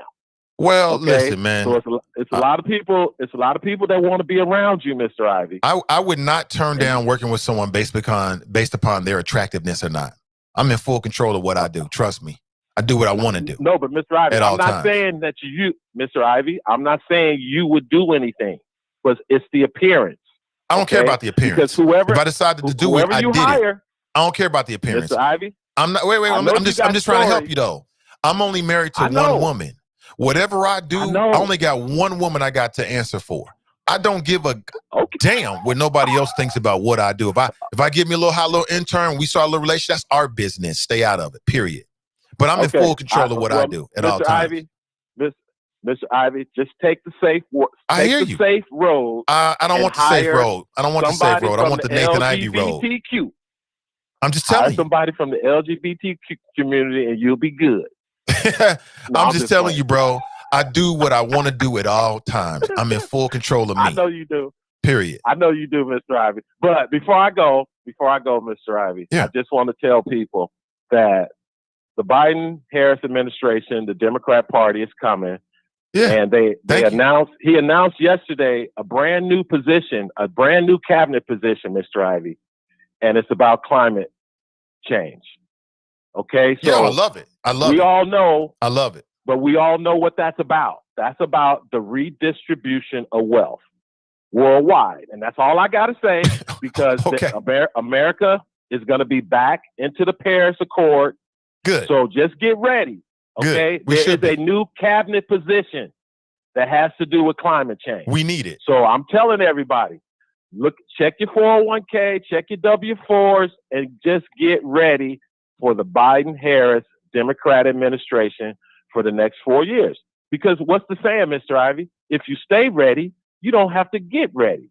Absolutely. So to all those who are giving thanks tomorrow, give thanks, be safe, drop Squad 52, dropping science and gravy on anyone who wants to catch it. Peace out. And gravy. All righty. Thank you for the call. He said, don't give me a young thought. She don't have to be young. He said, a thick intern. I ain't worried about that. Give a damn. I'm only married to one woman. She is upstairs right now. That's the only person I answer to in those matters. I don't give a damn with nobody. I keep telling you, see me out, keep your mouth closed. I mean that. I'm not joking. Don't worry about it. Keep it moving. Simple as that. And I mean that. No matter what. Don't matter.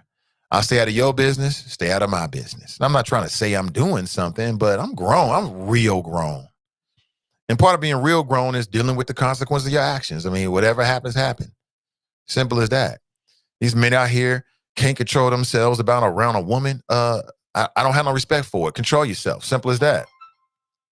I don't respect for it. Period. Good morning. Welcome to the show. Good morning, Nate. This is Donita. How are you this morning? Hey, Donita, what's going on? Good morning. Nothing. I just wanted to remind Drop of a little bit of history when he said that previous administrations always blame the previous administration. Right. Well, if we go back and look, Baby Bush didn't have anything to blame Clinton for, because when Clinton left, we were not in an economic downfall. As a matter of fact, the economy was great and we had a surplus. So I'm not sure exactly what Bush would have been blaming Clinton for. Maybe Drop didn't remember that correctly. Now, we all know that when Bush left, we were almost on the brink of a depression, because Baby Bush spent not only the surplus, but then we were trillions of dollars in debt because he was fighting his daddy's war. But from my recollection, President Obama didn't blame Bush for the economy. In fact, he said, and I remember him saying, and he said even more recently, that the graciousness of the Bush's transition team is in allowing them to come in as early as they did, unlike Donald J. Trump, actually saved us from a depression where we really just had a recession. So I think Drop is doing some revisionist history here, which is not uncommon for Republicans. Now, we do know that Donald Trump, when he inherited the economy, was it the greatest? No, but it was on an upswing. And so Donald Trump took the credit for the economy that was already on the upswing. So, which, he always does. He's going to take credit for things that he really didn't do. But on one point, Nate, I do have to disagree with you. Trump does have something to do with the uptick, because what has happened is he lost, Nate. So we got to give Donald Trump credit for what he's done. Don't take that away from him. He lost. Right. How could I forget that? The world. Don't forget that. So he has helped us now, Nate. Give him his credit, because you know how Donald Trump wants his credit. So by him losing, and now just in the recent days with the GSA allowing for the transition to happen, what has happened is the world now takes us seriously again. We're not the laughing stock. So the economy is going to go back up. I mean, I don't know about you, but the stock market really doesn't affect me. But people seem to think that that's a great tool to judge how the economy is going. So now that people can trust America again, of course the stock market's going to go up. So let's give that credit to Donald Trump in losing this election bigly and huge for the uptick in the economy. I love it. I stand corrected. I stand corrected. Hey, thanks for the call, Donita. All right. Have a great day, everybody. You too. Most And happy def. Most def. Thanksgiving tomorrow. And I'll be in contact. She was one of the winners for our sweatshirts, which of course you can see they've come in. And I'll be in contact over the weekend. Yeah, microphone, move it. Move the microphone. I'll be in contact over the weekend, or really today, and then make sure you get it over the weekend. All right. Appreciate you. Somebody was trying to call us, but someone's trying to call us with a 346 number, I believe it was. Let me see here. And I was cutting you off. Yeah, 346 number. So call me back. Again, no disrespect. I just couldn't get you on at that particular time, and I didn't want to keep hearing that beeping sound. So call me back, and I'll almost certainly put you on. 513-873-7134 if you like to share your thoughts. If you'd like to share your thoughts, I would love to hear them this morning. And it's the day before Turkey Day. And I'm with you this morning. We're talking about the nightmare on Elm Street. Who's going to be next? I asked you yesterday, I'll ask you again today. What did the former city manager, Harry Black, know about corruption in City Hall? What did he know? It was obviously that he knew something. But what did he know exactly? And what the hell is up with this property down on Elm Street? Why does it keep coming up? The same property was mentioned in 2018 in a memo to city council from the city manager. The same property is mentioned in the indictment against Jeff Pastor. The same property is mentioned in the indictment against P.G. Sittenfeld. What the hell is up with this nightmare on Elm Street? That wasn't really a good attempt right there. I understand. You see Freddy Krueger with his little FBI badge right there? You see that? Don't miss all the small details there. I want to pull that out for you. It's a nightmare on Elm Street. Oh, 100%. Again, whoever's that 346 number, call me back. I'll put you straight on. Thank you for giving a damn and wanting to get into the show at all. I appreciate it. No disrespect. Again, I don't know who that is. As I said, I can only see 346 number. I don't have all these numbers memorized in my head. I mean, I'm reserving that for other things. Fasters writes, they followed them home from Montgomery, tied them up and all. Yep. You talking about Susan DeLotte and her husband? Yeah, followed them home from Montgomery. Was it the mall? Tied them up, held them at gunpoint. And then they found out that you chose the wrong mofos. They threw the book. Like I said, the original stone tablets, they brought them to Ohio, brought them to a Hamilton County courthouse, stood up on top of the judge's table, and then threw them down on top of these brothers. It was a hell of a sight. It's on YouTube. Can't tell you what channel. Stefan writes, Jeff Burton was paying minister, a.k.a. donations, to not stand up for West and community about soccer stadium in their neighborhood. That's a heavy allegation right there, Stefan. Where's the evidence? That's a heavy allegation. I know a lot of people don't like Jeff Burton, but on this show, we refer to Jeff Burton as the smartest man in Hamilton County. Jeff Burton could sell ice to Eskimos. Jeff Burton could sell sand to sand. Jeff Burton twice now has convinced, or not all by himself, but has been a part of the campaign to convince Hamilton County voters against your own best interest. Once with the once with the football stadium, the Bengal Stadium, and then secondly with the FCC soccer stadium. If you want to get something done in Hamilton County, call Jeff Burton. Because he should be referred to Jeff, a.k.a. Mr. Impossible. Because he gets the impossible done. Say, what's the last thing that we need right here? A soccer stadium. Yeah. And he can get it done. So, be careful now, Stefan, before you start throwing Jeff out there. Because somewhere, his spider sense is going off like, wait a minute. Stefan is talking about me. I'm just telling you. Watch who you talking about, brother. Just watch it. Good morning. Welcome to the show. What's good, Nate? Hey, what's going on? It's Black Lion, of course. Hey, what's up, brother? Welcome. I couldn't get with you yesterday with your ridiculous question you asked me. Oh, you back on that again? I had to. back on that. I ain't never laughed. I'm wondering, you still back on that 400 years later? We sick boss mentality? I just heard the one sister say, the world respect us again because Donald Trump lost. With the we sick boss mentality, we. That's funny. It's just something. Yeah, I know I was cracking up. Why? There we go, bro. This auntie and Uncle Tom mentality, bro. We at this rate, we're gonna be debt slaves forever to the white male and his little babies, the little babies they bear. Nevertheless, Nate, let's discuss your flawed question.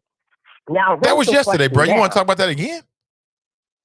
Yeah, bro, we still got to get reparations. It didn't stop because you a sellout, because you don't want us to get it, because you don't want to fight, because you want to vote for white, pink racists. No, serious racist. Oh, you back on comedy, huh? Don't stop. This must be the Black Lion comedy tour. Go ahead, brother. Entertain us. Now, that's fact. It ain't no comedy. It's fact. But because you find it comedic is a problem. Oh, I do find you comedic. We're waiting for the white man to hand us handouts. You cool with being a debt slave. You cool with sentencing our next future generations to the same conundrum we in now. You all right with it. As long as you get over vacation, as long as your kids get fed. There's a bunch of people died in the struggle who didn't get to take care of their kids. So their future generations could be okay. And what do we get out of it? Obama? The Hindu girl? What do we get out of it? Joe Biden? Come on now, Nate. You said the Hindu girl? I know you can see. You funny for that. The comedy tour. Go ahead, man. Entertain us. Well, she's not Hindu? She's not a Hindu girl? She's not? Okay. Let's move on. Hey, Nate, you asked me a question. That you never answered. I did answer it. I told you it was flawed. But I'm going to deal with it. I couldn't get with you yesterday, but I'm going to deal with it. Now, I wrote down your question. So then what did you write down, Black Lion?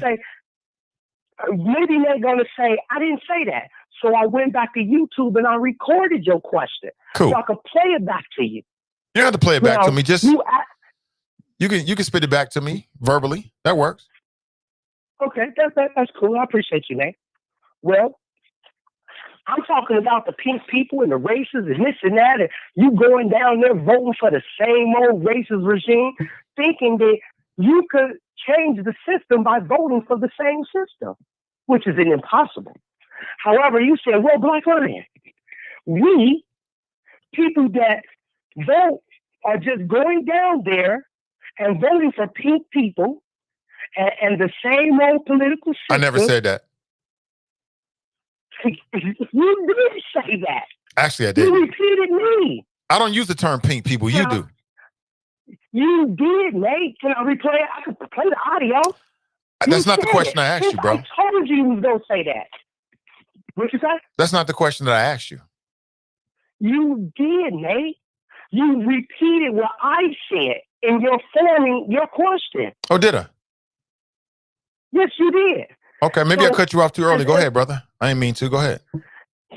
No problem. No problem. I don't want you to have a heart attack, King Lion. We good. Yeah, I don't want another one of those. Yeah, bro. I know, bro. It is not to mention, bro. I'm in my 50s now. All of the work I've been doing, the dust, the asbestos, it caught up with me, man. I'm wearing mask, and when I was in my 20s, I didn't give a damn, bro. The drywall, it's catching up with me. Anyway, let's move on. I'm not happy to hear that. I'm not happy to hear that. I'm going out kicking and screaming, bro. Anyway, you said, we voting for the pink people and the same old politics. Then you said that we should be pushing reparations. Well, how are we going to get reparations if we don't get it through the political system? So it's a question. Yeah.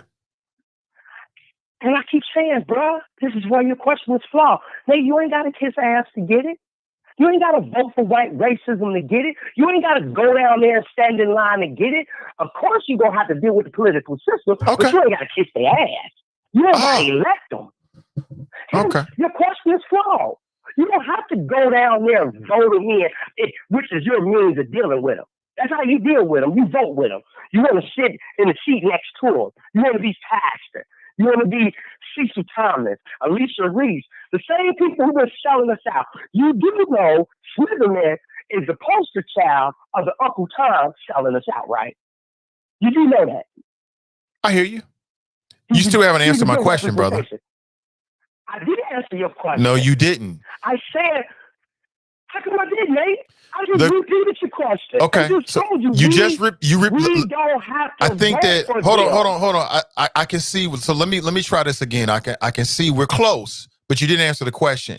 You talked around the question, but my question to you is, how are we, in your opinion, Black Lion, since you say that Black people shouldn't vote and we shouldn't vote into the political system whatsoever? You just contradicted yourself, by the way. Yeah. You know me. I'm gonna pull it out. Since you believe and have said for years and years and years, you don't believe in voting. We shouldn't be messing with the white man system. We shouldn't be voting for the system. My question to you, as you just said, I'm gonna say it again, is how are we as Black people supposed to get reparations without interacting with the system? You just said out of your own mouth, of course we're supposed to interact with the system. So tell me how, Black man. Okay, Nate. Now you asked a different question. It's the same question I asked you yesterday. You just danced around it. No, because you posed it. If we're not voting, if we're not engaging in this, let's not get sidetracked, brother. It's on record. Let's not get sidetracked. Let's just get to your answer to that question. Your new question. Your new question. No, brother, it's the same question. You might have a new understanding or appreciation for it, but it's the exact same question. We know we have to deal with these very same pink people who stole our money, who robbed us of our labor, who have not paid us because they control it. We know that, but that's the problem. They shouldn't be in a position to control our generational wealth. Don't get unfocused, brother. You're close. You're close, but you still haven't answered the question. But you're closer. Nate, I did answer the question. You don't like to answer. And again, we know we have to deal with them. How? They have our wealth. How are we? I'm going to ask you again. How are we as Black people supposed to get reparations without interacting with the political system? You sound as if you got an idea. I'd love to hear it. What is it? Nate, I just told you we have to deal with them because they have our money. So you just contradicted yourself then? How am I contradicting myself? Well, I'm not saying we got to vote for them. We got to kiss their butt. So how do we interact with them? We got to stand in line and vote for a pink racist. So if we're not, hold on, Black Lion. So if we're not going to vote for politicians that support the idea of reparations, let me get it all out, brother. I know I'm wrong. Believe me. I know. But let me get it all out. So for the sake of the conversation, if what you're saying is we as Black people who want to see reparations should not vote for politicians that support the idea of reparations, then how are we supposed to use the political system to get reparations? Well, my brother, we're going to have to do the same thing Israel do. They've been getting reparations since Hitler. They don't vote. They're over across seas. They're over the other side of the planet. Jewish people in this country do vote. Hey, bro, I said the Israel over on the other side of the planet. But now you've used an example that's out of context. That example doesn't make sense. But Jewish people, hold on, Black Lion. Jewish people that are pro-Israel, they do vote. They vote. They spend their money. They support PACs. They support and interact with the American political system so that the U.S. foreign policy reflects what they want. That's another form. You're saying, hold on. You're saying you don't believe with those kind of interactions. It just don't make sense, homie. Nate, it just don't make sense. I understand you believe that the few Jews here who vote equate the trillions and billions of dollars Israel across the planet is getting. That's not so, Nate. They're on welfare. They're a welfare state. I got you. Welfare. And the few Jews who vote over here does not equate the trillions and billions of dollars that Israel is getting. Schools, businesses, medical, armament, intellectual properties. It's not enough. There are dudes Intellectual property. there. That's ironic. So you telling me, hold on, watch this, Nate. So you telling me the Jews who go here are achieving all of that for those Jews over in Israel, but the black people who go here who are not achieving that for the black people here, we doing it wrong? What I'm telling you, brother, what I'm telling you is that you should, since you like to go on YouTube and tape the segments of the show, you should go on YouTube, tape this conversation, and watch it. Because you're confusing yourself, man. You're confusing yourself. You're close, but you're a long way off. Let me put it this way. You're closer than you were yesterday. Finish, and I'm going to rephrase. No need to rephrase it. We got the gist of it. I got it. No need to rephrase answer the question, brother. Could you please answer the question? I've answered it. Love you, brother. I love you. But since you like to record videos, go back and record this conversation. You contradict yourself off the jump. Y'all over here thinking you gonna do something with the pink man system, voting for this and voting for that. Well, how are you supposed to do it, Black Lion? Well, of course you're supposed to interact with the pink man system. Brother, listen, think it all the way through, man. Think it all the way through. I think you're well-intentioned, and I think you got a point there, but I'm trying to figure out what it is. And you never answered the question. I'm asking for your advice. So how do you see we interacted? How should we, as black people that support the idea of getting reparations for FBA or ADOS, however you want to look at it, how do we do that without interacting with the system? The brother says, you're supposed to interact with the system, of course. Okay, so then that goes back to your original critique about how you trying to criticize me because I'm interacting with the system. It just don't make a whole lot of sense. And your big bro, Nate Ivey, unfortunately, because nobody else in your life has to be the one to keep it real with you. I got 2 little brothers, man, and 2 sisters. I'm the oldest, so I'm used to this. So let me do my big brother with you. Get your little noogie. You better stop it, little bro. You're going to put a little noogie you and tell you wrong, but you always welcome here. Go rethink that and then come back, because that does not make sense to me. You might have some great ideas. I didn't hear them. I did not hear them. I ain't saying you don't have great ideas. They just didn't manifest themselves in the last 2 conversations that we had. Okay? I'll say it that way. All right? Big bro loves you, though. You can put a little noogie on you. Go over here. You know how you get it. Yeah. How many are you the oldest of the siblings in your families? I'm the oldest. So I did all of that. Grabbing little brothers, put them in a noogie. Oh, man, shut up. Get out of here with that. But you love your brothers, though. But sometimes it's up to the oldest child to administer some common sense. I see my daughter doing it with my son. With her little brother, she's a chip off the old block. She really is. She don't spare him none. He be talking, that don't make no sense. I'm like, be easy with the boy. He's only 5. So I get it, B. You always welcome. And, maybe Friday. I won't be on tomorrow. Friday, we can pick it back up. I don't want to keep talking about the same old thing, though. I don't want to keep talking about reparations. I mean, as far as I'm concerned, until something new breaks, that conversation is pretty much over with. But thank you for the call, brother. Let's move on. Good morning. Welcome to the show. Good morning, Nathan. Great. How you doing, brother? I'm hanging in there. I heard you say something about Birdie. Yeah. What's that comment again you said? Jeff Burton gets ish done, man. I mean, he can sell ice to Eskimos. Yeah, all black people's backs, playing the black community, pushing people out of your home, and a $485 million taxpayer stadium. The taxpayers got to pay the rest of their life. So they can't get nobody props like that that's playing the community. And what you say, how I know that he paid the ministers off? Yeah, where's the evidence? Yes, that's a very strong... The evidence is me. Watch this. If you go on my Facebook page, you scroll down, and you'll see me filming Jeff Birdie and a pastor, Pastor Nick from a House of Hope. He was walking with him, going door to door. Ain't nobody gonna do that account of their heart as a minister, going to door playing black people. Nah, they getting paid for them to do that. So me and him I'm cool with him, but I speak my mind. If the truth hurt, that's on them guys. But As I'm filming, I'm recording them as they walking in the West End neighborhood, going door to door, asking the people, what you think about a soccer stadium in your neighborhood? You know what I mean? So they was convinced, huh? It's just funny the way you said it. Yeah, my fault. But yeah, that's how it's going door to door. And I'm filming. Kelly Prater was down there with me. I was down there like, why you ain't come to the meeting? We had a meeting, Brother Nate, at the Lincoln Center. We had a meeting there to let people know what was taking place in their community without their knowledge.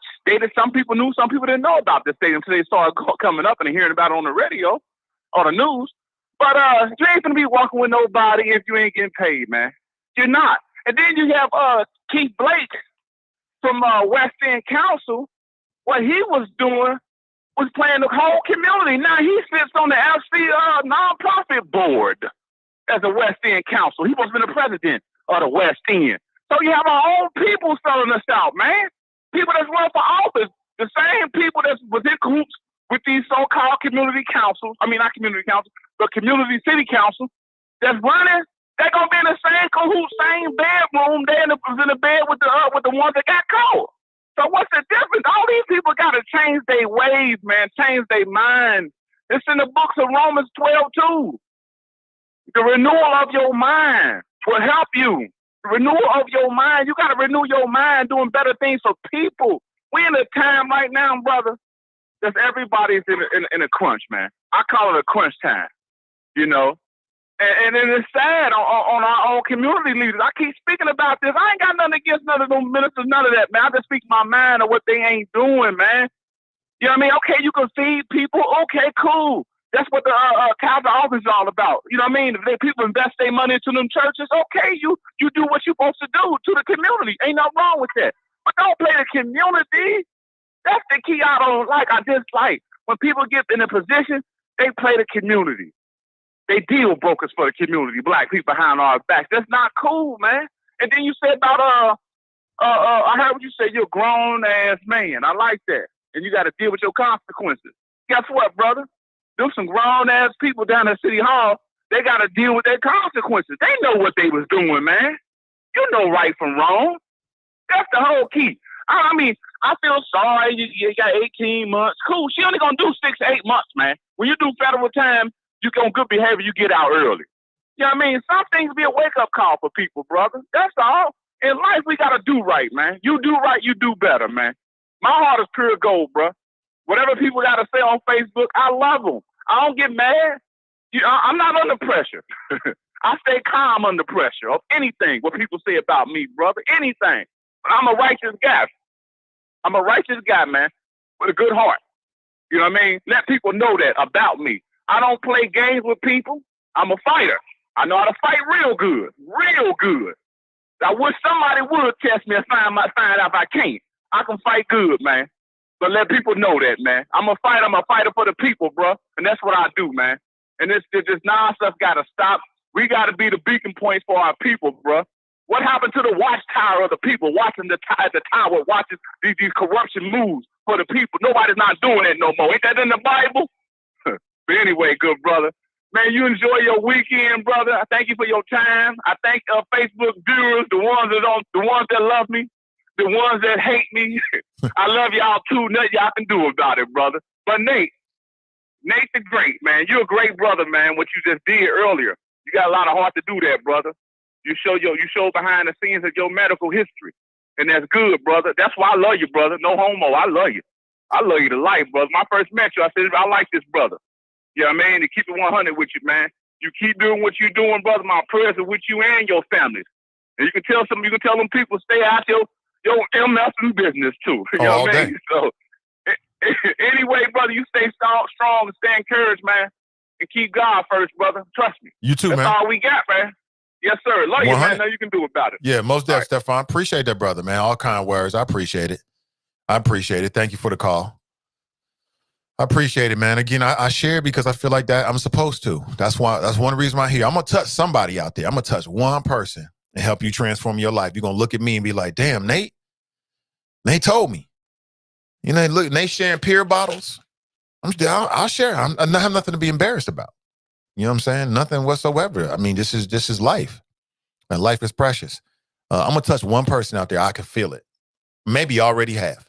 And you're going to listen to what I'm telling you about some of these small things you can do about your life. It's going to save you from going down the same road I have. I may never even know about it, and that's cool. Your family will know.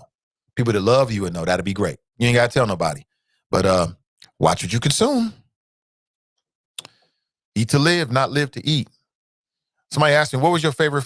I think my daughter or my son, kids ask you these kind of things. They're trying to understand who their parents are. They were asking me like, what's your favorite food? And I thought about it. And I literally don't have a favorite food. My favorite food is whatever is nutritious. Literally, I don't have no favorite foods whatsoever. Whatever I can get my hands on that's nutritious, that's going to help me stay healthy and make sure all this vainglorious machine put in front of you by the God above us all, whatever keeps that going healthy, that's what my favorite food is. That's what it is. I like apples and pears and whatever's healthiest, that's what I eat, period. Other than that, these food barons don't have me like that. I'm not fiending for no fast food. I'm not fiending for no sugar. I don't have no favorite food. Whatever I cook, that's my favorite food. I don't have a favorite restaurant. Unless it's black owned, then I support them as more of a conscious thing. But in terms of my body, whatever's nutritious, whatever I cook, that's my favorite food. Whatever is on the menu for the day. The food barons got us under control, man. Not me. I'm off that wagon. Trust me. The sugar barons got some of y'all. The alcohol barons, you got to have a beer. I don't need any of that. You don't need none of that ish. Shout out to everybody, though. I support everybody in what they're doing. I just don't need it. Let me see. Let me go back to the chop shop here. Let me see what's popping. Cassandra writes, I thought it was okay. I've laughed at it, but some of his past specials have been way better. Okay, you say you thought it was okay, Cassandra? I just asked about Kevin Hart. I see it's in the news. People saying his last special wasn't that good. I shared my little Kevin Hart story, I got a little Kevin Hart story to share. Hooray for Nathan, right? But, that for me, comedy, I just like people that, to me, I love me some Chris Rock. Love me some Dave Chappelle. Why? Because they on that tightrope. They might piss you the hell off or make you cry, in laughter. And I like that. I like it when they just give you a way of looking at things just a little bit differently, whether it be Trump or politics or race or gender or whatever else. Speaking of gender, I came across this video. I'm not even sure you want to play it now because the more I think about it, I'm talking with grown folks. And I can't imagine that anybody in this audience would ever succumb to anything like this. But I came across this video, right? So it's gone viral now, of a man who catches his girlfriend looking at some other dudes on Facebook. So he comes over to her and asks her, so what you doing? She lies to him and says she's looking at, I don't know, Instagram stories or something. And really, she was looking at dudes with their bare chested, showing muscles and stuff like that.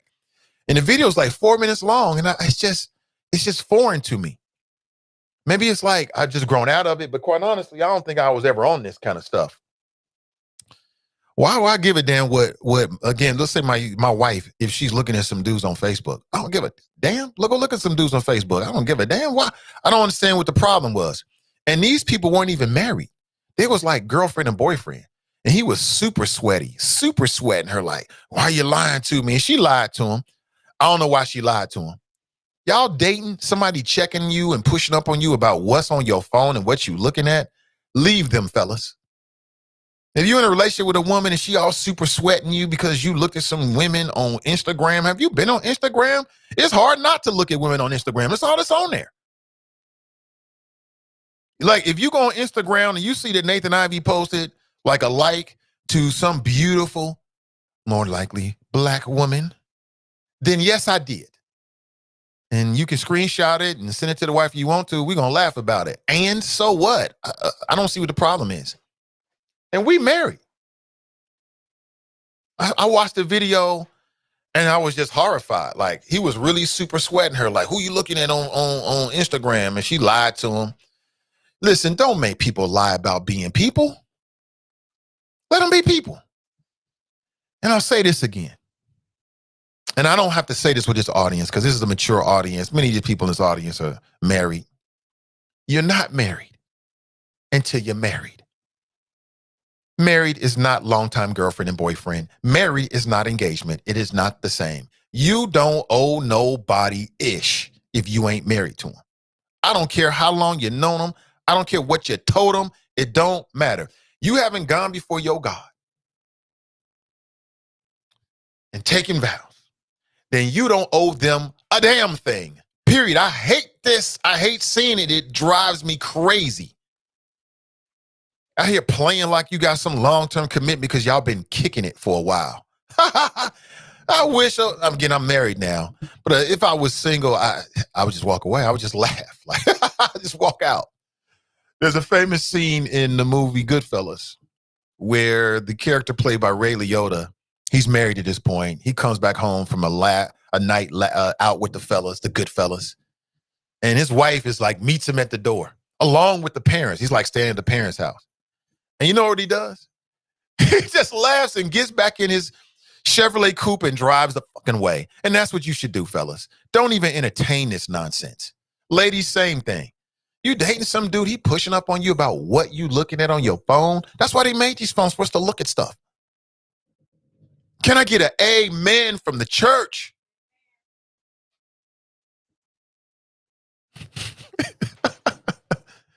Did y'all hear that? The wife, you talking about some amen. She is hilarious. We ain't playing. I'm grown. I do what I want to do with this. I look at what I want to look at this. Well, my daughter say disrespectful. I keep telling her I'm trying to be disrespectful. I'm super disrespectful. Don't let nobody tell you what you can look at on your phone. Why would I care?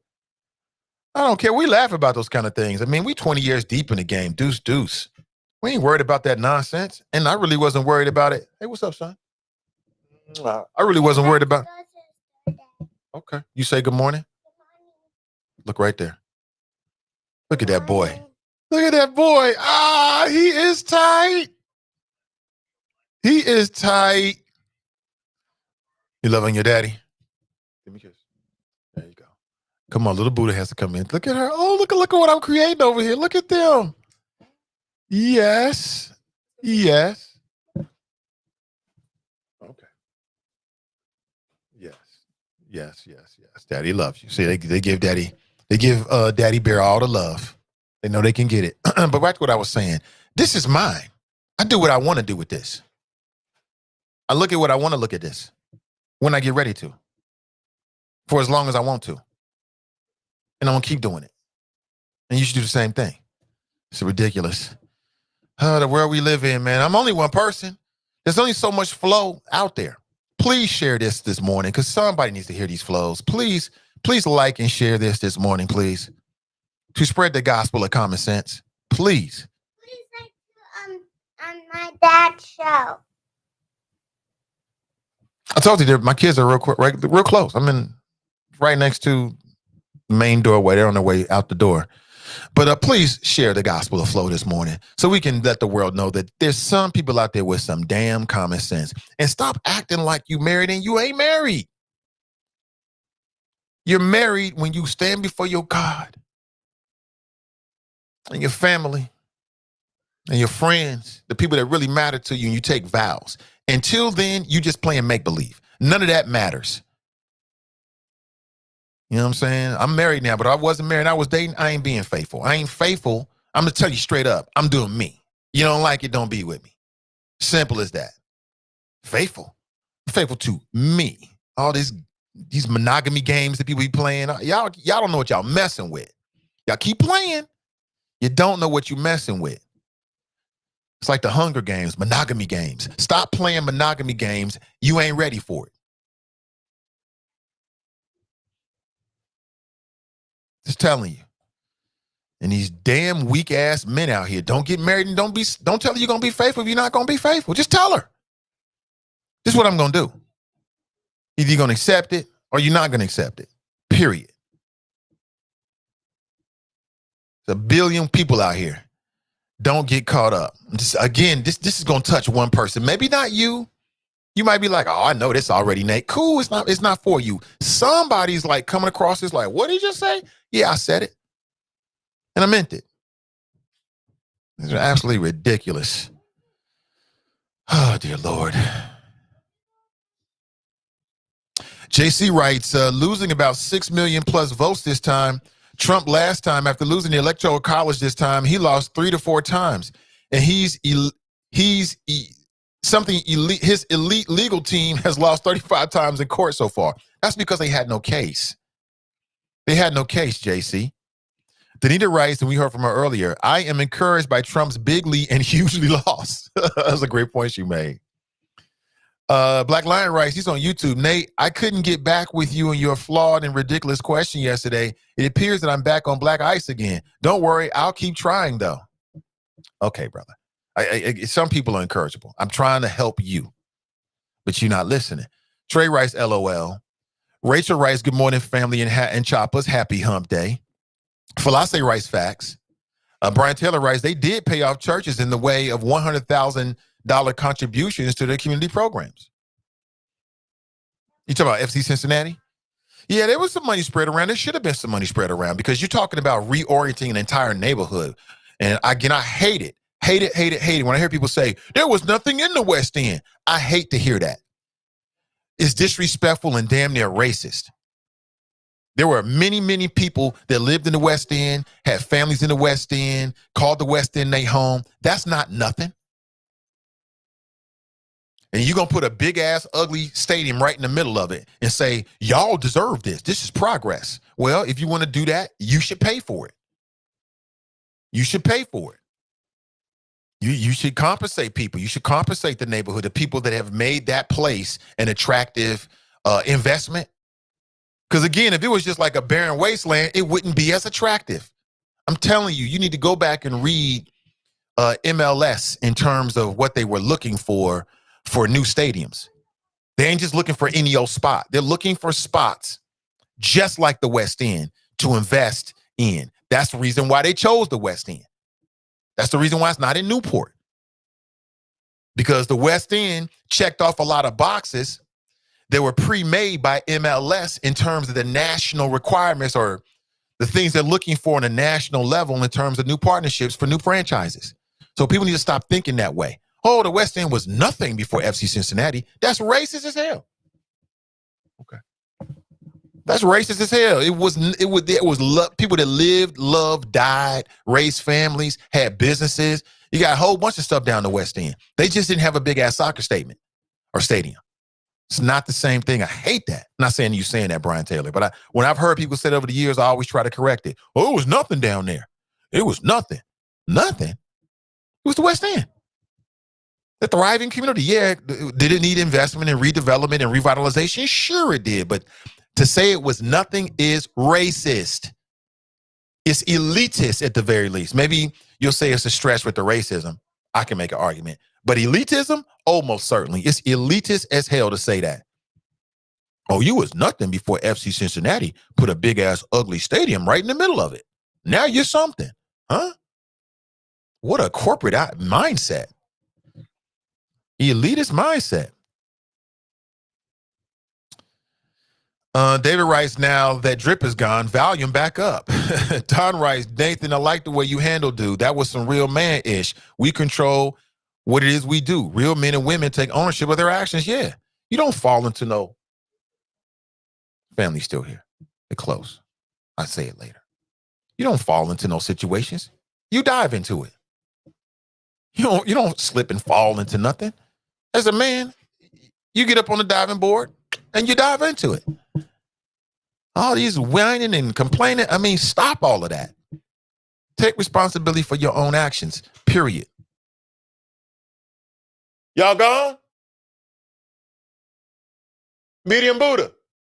Yeah, they walked out the door. So you don't slip and fall into no ussy. You dive into it willingly with a big old face like this. That's what you do. So all this, I slipped and fell into the ussy. I don't want to hear none of that. Who you think you're talking to? That's not how that works. Oh, it just happened. Well, there was a series of things that happened before that that you willingly participated in. You did what you wanted to do. Period. Oh, this Eric Benet, now I got to go to sexual therapy. I hate that too, man.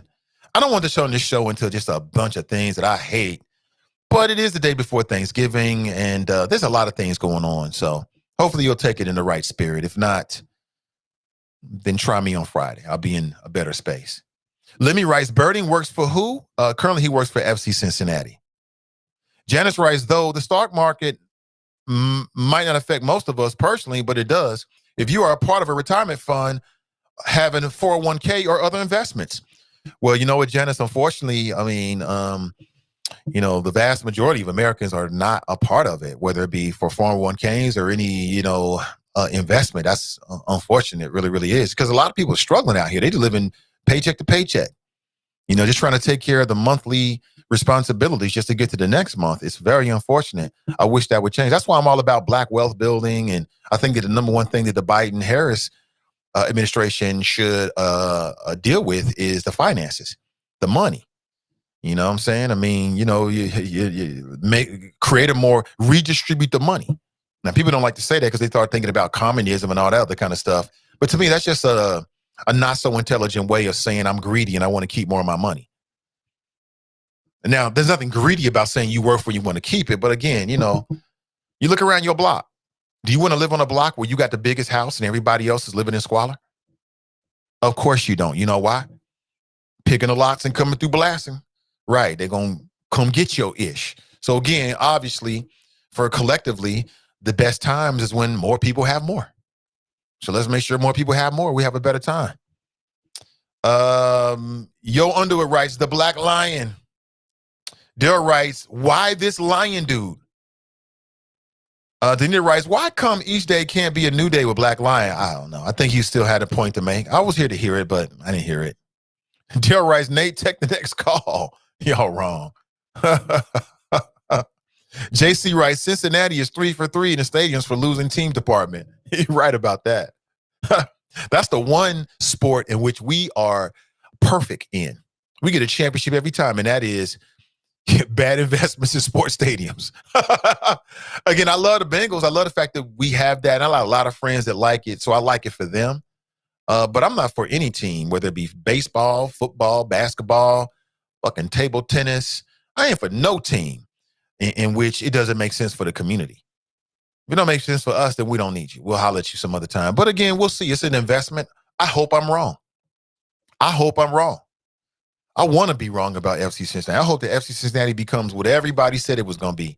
This big-time investment and development. It spurs economic development in the West End. I hope that black and brown people are able to be a part of that renaissance. And they already are. I mean, some businesses right now, and black people have gotten contracts, not tricks, contracts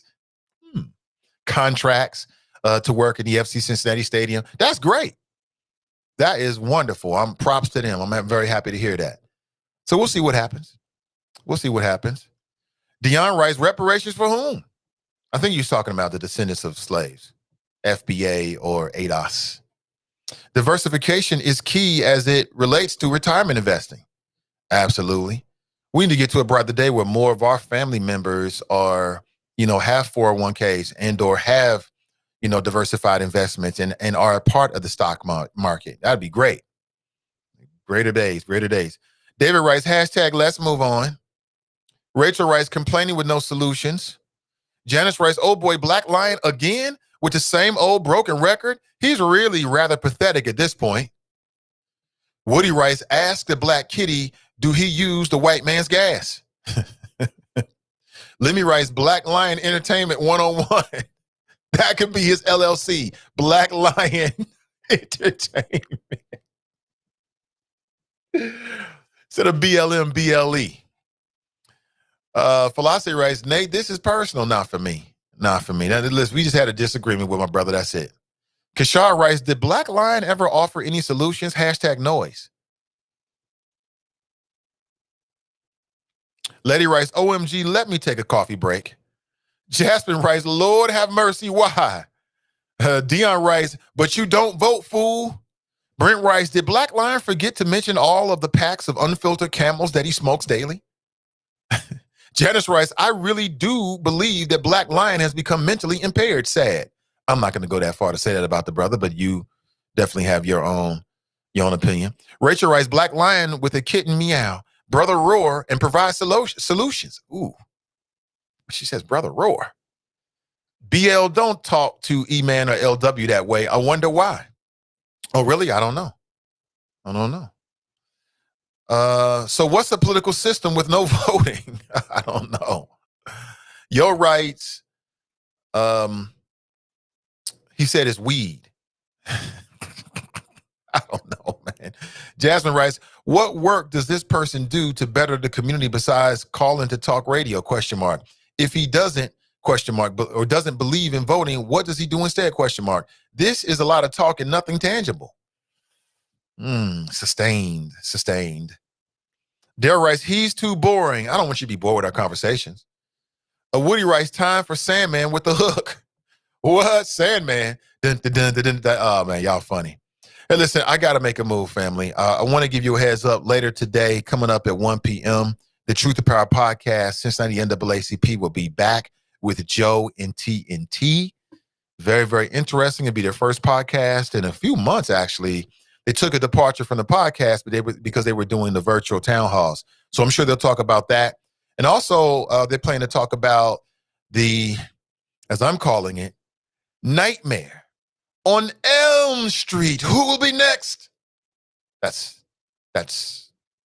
my horror story voice. That's the best I got for you. Listen, family, thank you for being here. That's coming at 1 p.m. today. Thank you for being here. I really appreciate your support.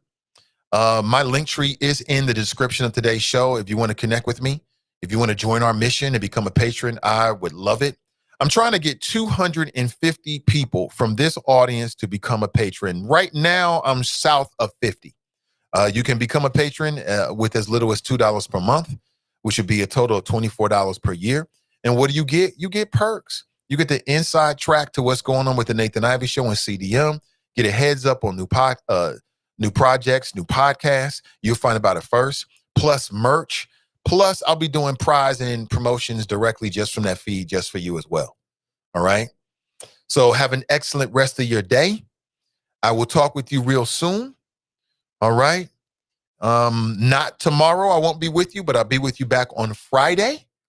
Again, heads up, the Is It Just Me podcast, and I'll put a notification out today from CDM, letting everybody know on Facebook that she will not be doing a podcast live this Friday. By she, I'm talking about Donnie B. All right. Taking some time off for the holidays. Well deserved. But you can always circle back and check out all of the podcasts on any audio platform. You can check it out and listen to it. And if you want to watch it live, you can do so on Facebook from CDM's Facebook page. All right. Have an excellent rest of your day, family. Have an excellent holiday. If you're going to celebrate the holiday, it might just be a break for you. Remember, Nightmare on Elm Street. Who will be next? Look at Freddie with his little FBI badge. Don't forget the FBI badge. Don't miss that. You see that? Oh, yeah. It's the small things that matter. Have an excellent rest of your day, family. As I said before, remember, winners focus on winning. Losers focus on winners. We'll talk real soon. Happy Thanksgiving, if that's appropriate. Viva La Chapas. Shout out to Team NI. Shout out to my patrons. Shout out to you. Please like and share this show. Just because we're not live, a lot of folks are at work or doing shopping today. They should be blessed with the flow. I'll leave you like that. And I'm out.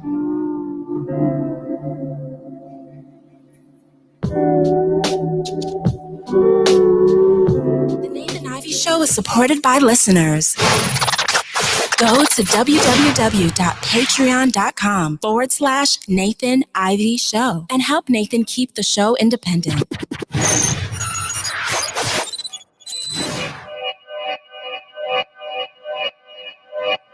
Yeah. Talking to my mirror like I love you so much. Curving on my critics like I heard you, so what? You can't kill my confidence, I think I'm the man. Tally all the I ever gave on my head. Lately I've been living like I can't take a loss.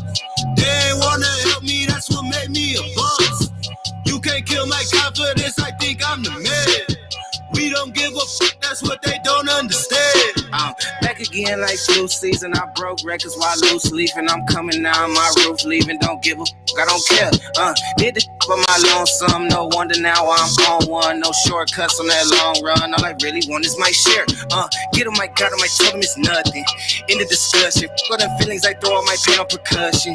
The disgusting. I hear them bragging about that they did and it do not move me, not in the least. They ain't been dropping no seeds in the soil, but swear that you almost spotted the feast. I've been on go mode, showboat, rowboat, wave ride. Cool shorty, too naughty, pool party, wet for the face ride. Annie up, penny down, hand me down, thrift store, old drip. New money, too funny, old shorty talking about, oh. I'm on they now, can't get a pass now. I'm a cash cow, keeping it brash now.